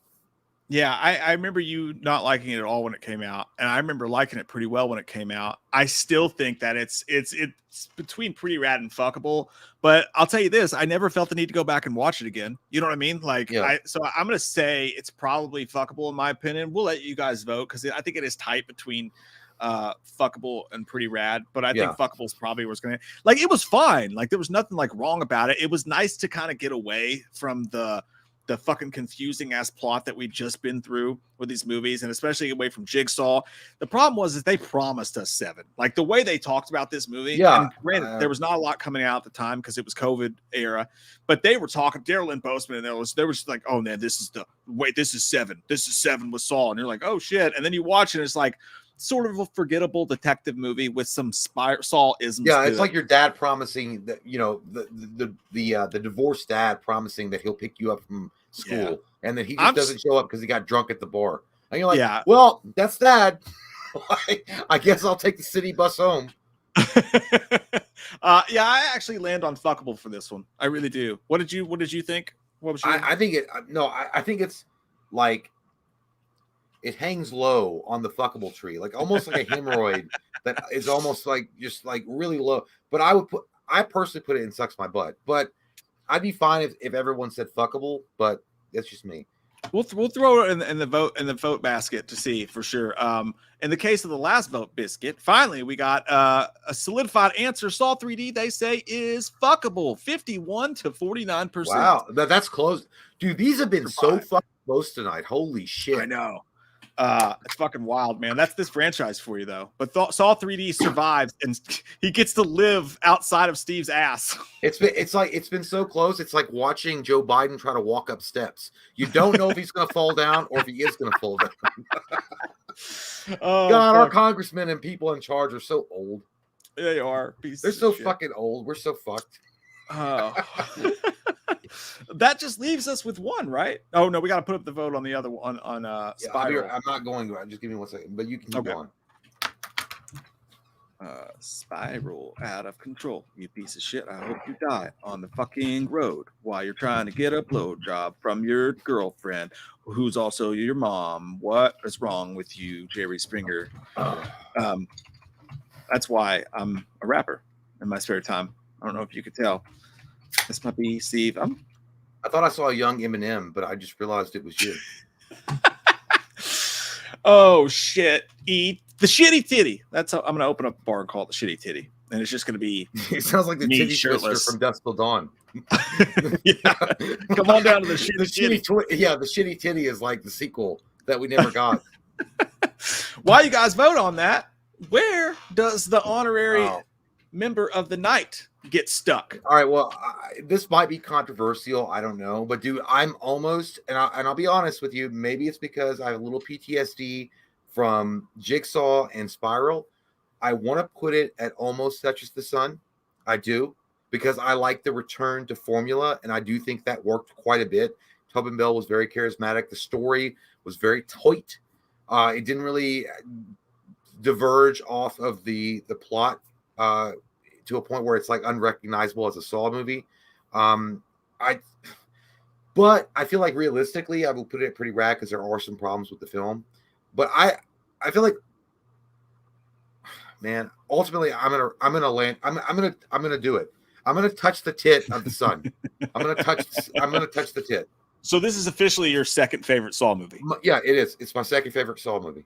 Okay, and I'm close to that. Honestly, like I thought about it, like, but at the end of the day, for me, it's pretty rad because I don't think it does enough. Like when you think about how the end was topsy-turvy as shit. Again, a single domino goes the wrong way, and his whole big twist, the whole thing falls apart. I did not like how much they made him try to make him a superhero. So all those things bother me so much that I don't think for me does not go above Saw 2 and 3 equally. But we'll put it to a vote. But I also feel like the cover alone, it's awesome. I feel like the cover alone is on point to be the best cover of all time. It's probably the best cover of all time. I think my favorite cover is going to be the teeth on Saw 3. But I really do love fucking Jigsaw Stallone over here. So stupid. Yeah, he does. He looks like Stallone, dude. You cannot tell me that doesn't look like Stallone now. I fucking love it, dude. Let me talk to you about like improving yourself right now. Like right now, if Mickey told me no, I would just keep pulling up. I will keep doing push-ups. And I will keep doing pull-ups. Adrian wouldn't even know. But dude, I like that. That's got like a Cyclops from the X-Men type of fucking cool. I don't know. It is dope, and I like how I think we all thought they were going to put something in the eyes. I like that it sucked the eyes out. Like Garth, you know what it looks like, dude? Honest to God, if you look at it, does it not look like on the maybe just because of the text being on the right side like it is? Does it not look like an American Horror Story, like a new season? Oh, I can totally see that. 1,000%, I can see that. Yeah, this should be the like you said, the Cyclops horror movie, or the Cyclops origin. That'd be cool. Yeah. In the case of what if Jigsaw was responsible for Cyclops? I love it. In the case of Spiral, you guys say it is fuckable. It survived Steve's butt by a mere 4%, and 24% said it was pretty rad, actually. So damn, dude, a lot of crazy people in here. Are you guys Amanda? So Spiral goes in fuckable right next to its brethren Saw 4, Saw 5, a lot of this is guilt voting because everyone hated what happened to Chris Rock on the Nationals. That's true. He deserves it. I know, I'm kidding. I know, but I mean, not really. But let me throw Saw X to a vote to you guys while we answer the last few super chats. The super like we're hanging out. Like, let's just hang out and talk about it. Yeah, talk about them super chats. I don't think anybody's going to call it an all-timer. I don't know, man. Like you said, a lot of people loved it, and they were like bitching you out for not liking it. Yeah, you know what? I won't be the one to take that decision away from you guys. I'll leave all-timer in there. You talked me into it. Let's see here. I don't think anybody would do it, but I mean, you were describing it like people were like, "This is the greatest thing since fucking gravy." Like gravy, like gravy that you put on biscuits and you eat. I love gravy, dude. How dare you? I do love gravy. The brown gravy is decent enough, but that white gravy with the sausage in it, oh my god. Yeah. That's gravy to me. I don't even think brown Yeah, gravy. We say I gravy. never understood. Like Mom, one time when she made brown, I was like, "What the fuck is this shit? Mm-mm. What is this goddamn disgusting ass slop that you put in front of my face?" And she's like, Brown "Honey, that's gravy's- gravy." I was like, "It's not gravy. White gravy with pepper on it is gravy." Yeah, brown gravy's for mashed potatoes and mashed potatoes alone. Maybe Yeah, dude. turkey.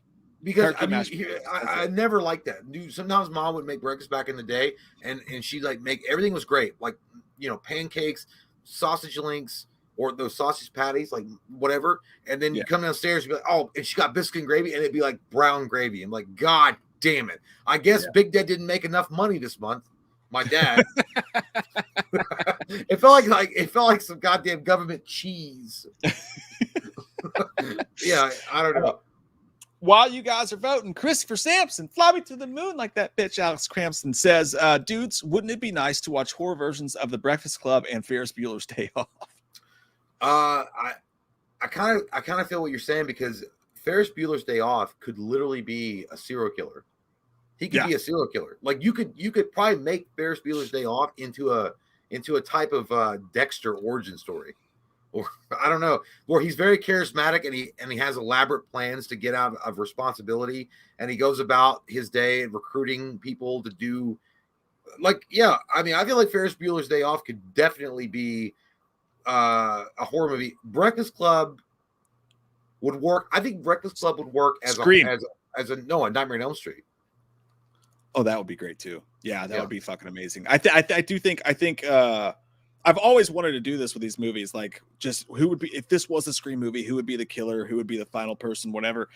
But yeah, trying to figure that out with Breakfast Club would be great. Same Ferris Bueller, you're right though. It's fucked up. The principal, like, dude, why are you so obsessed with these kids? Well, he was also a criminal in real life too.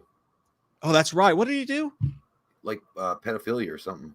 Oh fuck. He was also in The Pest, right? Or was it, it was either pedophilia or rape. He had to register as a sex offender. So I think it was pedophilia.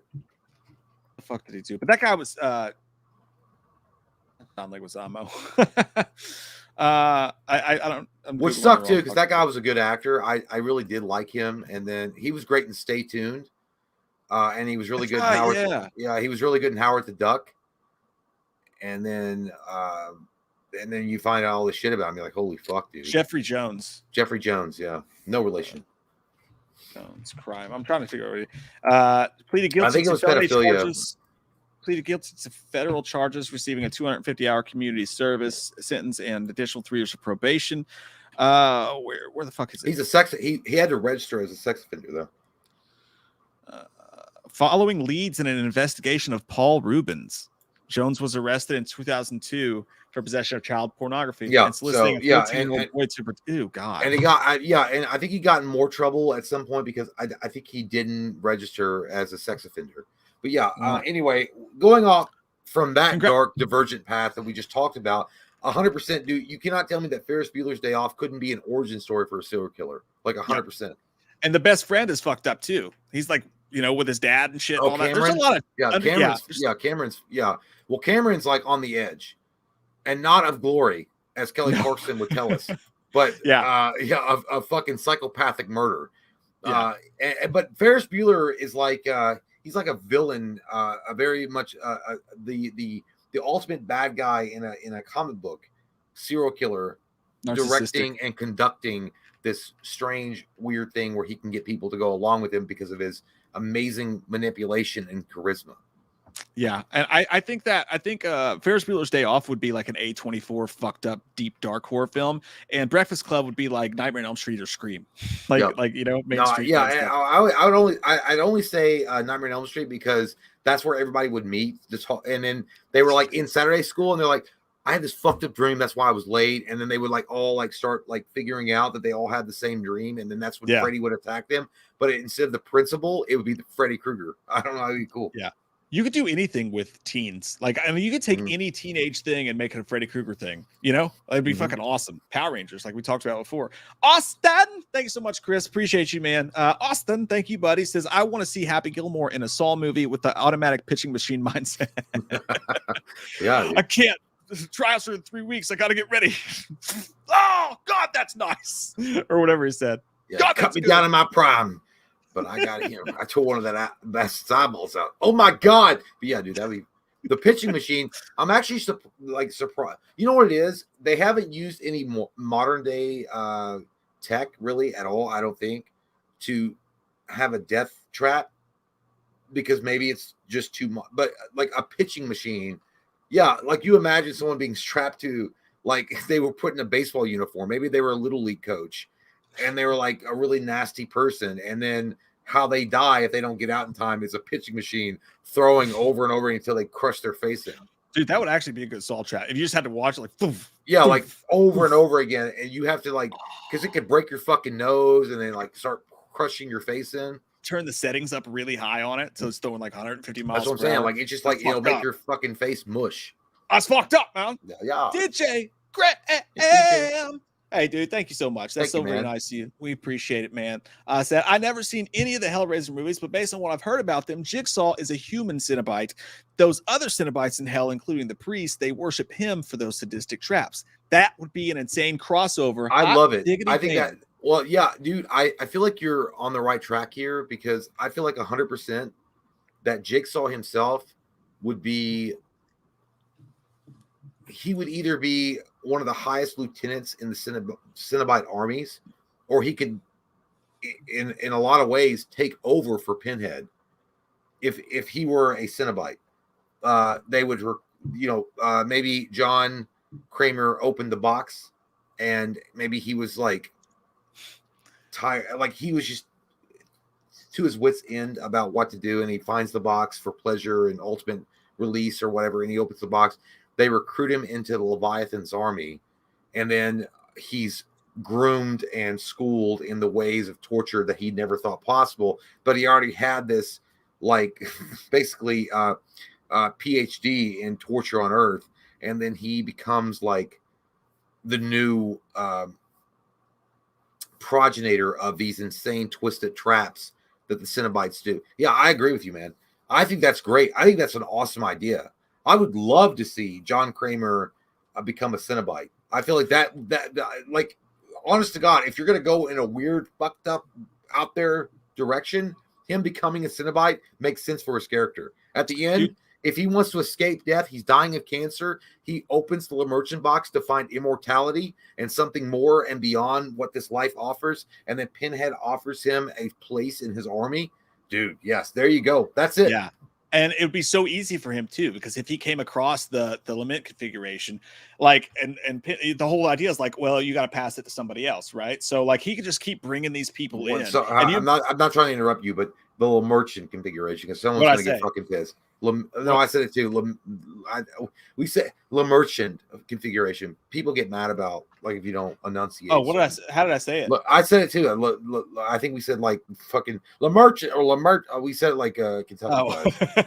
Oh, okay. I thought it. Yeah, but like, dude, the fucking the way that they could do that, dude, and like it's a pretty simple story because he would just use people to open the box and see, like, hey, I'll see how this. But what if him and Pinhead got in a fight about, like, because Jigsaw's whole thing is like, we have to give him a chance, right? You have to give him a chance to survive it. And then you imagine standing there in front of Jigsaw and Pinhead's just watching to see this shit unfold and learning the ways of torture and shit and pleasure. That'd be fucking awesome. I think it'd be great. I think that would be an amazing crossover, especially if you did it in a comic book or a graphic novel. I would love to see how John Kramer interacted with, Pinhead in the idea of morality. Because if you look at it from Pinhead's perspective, he doesn't think he's doing anything. Like, people that open the box usually are perverts or disgusting human beings that have done everything possibly they could on Earth that are depraved and disgusting, and they're looking for that final pleasure. They're looking for that final wave of, like, this is where it's going to get good. And John Kramer's like the guy that's like, well, these people that I set traps for, they're disgusting human beings in life, but I can offer them a chance at redemption. There's a lot of philosophical differences that could be really fun to play with. Yeah, dude, I think that'd be amazing. Dude, and that could be the perfect plot to go forward with, because, like, how do you keep John in the franchise if he died? What if fucking Pinhead meets him in hell and is like, no, I'm going to put you back. We're gonna put you back well, on he Earth. becomes a Cenobite. I mean, Yeah. then he's immortal. I think we've done something amazing here with your help. I think so. DJ Graham. I think so. Why don't you guys contact us from Hollywood? We will be Yeah. happy to do some shit for you. We will write some stuff for you. Hook it up, Buttercup. Butternuts. Butternuts. Butternuts. Are you hungry, girl? Fuck you. Fuck you. I can't say what. Christopher Nixon. Hey guys, love seeing you on a Tuesday. The club's going up on a Tuesday. My birthday's tomorrow. 49 years young. Can Hey, all Dr. right. Chalice give me a shout? What you want to do is you want to go to a bar. You want to ask them to change the channel. When they say no, you make sure you ignore your kids. And then you find the youngest looking lady you can possibly find there, particularly one whose father's just died. Oh. And you promise to help her investigate it. And then when you take her back to a hotel room, she says, do you want me to sit on your face? And you say, that's a stupid question, Jenny. Oh. And then you give her old face mustache ride. Happy birthday. Happy birthday, Christopher Nixon. You're named after an asshole that betrayed the country. Your last name, anyway. I am not a crook. You know what? You're stupid. You're not a crook, but you're stupid.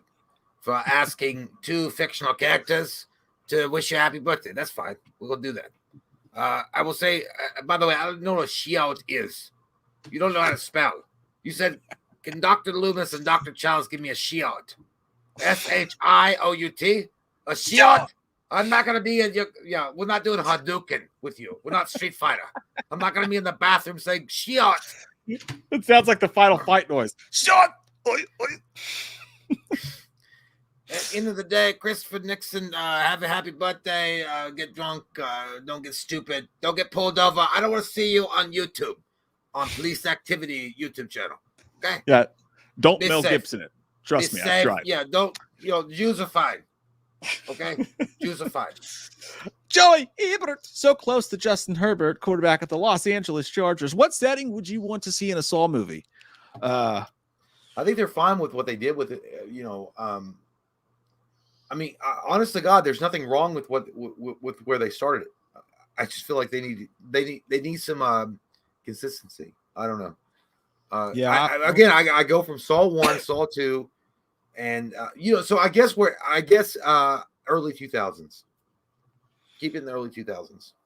I'd say that, and I would add a I don't know. I'm trying to think of all the different fucking ways you could do shit, like a tropical setting, or an ocean resort, where John Kramer has his own fucking island where he can use the land to do shit, like fucking old school kickboxer style when he's kicking. I'm fucking kicking it like this. Not that the tree, but anyways, his own island. That's what I want. Anthony Freeman says, come on, boys. Saw 2 is all-timer, if only for sexy Frankie G. R.I.P. Johnny Zero. Is that the muscular dude? Did he die? I don't know. I was not. He was on a lot of drugs in the movie. His character in the movie died. I don't know, man. Listen, Anthony, if you think it's an all-timer, that's great. I just don't. I feel like Saw 2 I liked it. I really did enjoy Saw 2. I don't think it's an all-timer at all. I don't even think it's in. Yeah, it doesn't really reach that height for me. But it doesn't say that anything happened to him. He was actually my least favorite character in that. Yeah, because he got on my nerves so bad. But he was scary. He did freak me out. I would not want that guy chasing me around, dude. No. Thank you so much, Anthony. Appreciate you, dude. Mike Bart said, I still want to cuddle with you guys. Well, sure. That's a Saw trap in itself, Mike. When you get your financial woes figured out, live or die or cuddle. We'll figure it out. We're going to watch Saw movies together. Field Screams podcast. Thanks, guys. Says, in honor of Kevin McCarthy being removed from Speaker of the House, list your top 25 favorite Kevin McCarthy moments. Just kidding. Good show, fellas. I don't know who Kevin McCarthy is. That is the Speaker of the House. They voted his ass out. Oh. I don't. Okay. I hope they vote them all out. I don't even know who the fuck it is. Did Mitch McConnell die yet? He's Jigsaw. That's all I know. Like that fucking turtle from the goddamn Tootsie Pop commercials, or the owl, is still alive. By the way, that has I don't even know. I can't even remember right now. Democrat. I don't fucking care. They're all stupid. No, Frankie G's good. Johnny Zero is somebody else. Okay. But in the case of our final one tonight, our final battle, Saul Trap. Garth Galactica. You guys say that Saul 10 is almost touches the sun. Wow, I was saying that, and then I was trying to be conservative, Donald Trump. I was trying to be conservative in my situations and my analytical prowess because I didn't think it was going to reach that high. But wow, I didn't expect my election to go through without a hiccup. And now we will attack the border and close you down. Recency bias. I did not. Recency bias. I love it, dude. I agree with you all. I think it's true. I think it's true. It's not. You're all liars and your feet stink. And I'm not going to touch your don't get mad. Don't get mad. Stuff tonight. I love it. I love it. I want to win. Well, I wasn't even keeping score, but I love it. Want to it. I feel like Thanos is like, I don't even know who you are. Yeah, Anthony said, "Wow, I hope that's not because we confused who we're talking about." I'm sorry, dude. I'm fucking sorry. No, Anthony, I don't know. I really don't know who you're talking about. I was making a joke, probably a poorly timed one, but yeah. So that's it, man. That's a good list. I like that. I like that. You know what? This feels like a very balanced Thanos list. I mean, we got one in Old Timer, one in Almost Touched the Sun. We got 3 and 4 in Fuckable and Pretty Rat, and we got 1 in Steve's Asshole. And I feel like this is the balance that Thanos wanted in the universe, and I like it. I feel like this is a good list. I smell fire. Oh, well, I should go check that out. Yeah, we must leave then. I should check out the fire smell. Yeah, let's flee. Let's flee. Let's run away. Let's flee from this. Let's get out of here. But thank you guys. You guys have been awesome. We really appreciate it. Mike's house is on fire, so he's got to check that out. Yeah, but other than that, if I survive the night, I want you all to know that I love you very much. And your last gift to me will be choosing Saul X in all time. He's gonna look like Carrie at the end of Carrie. See you guys. Love you guys. Bye.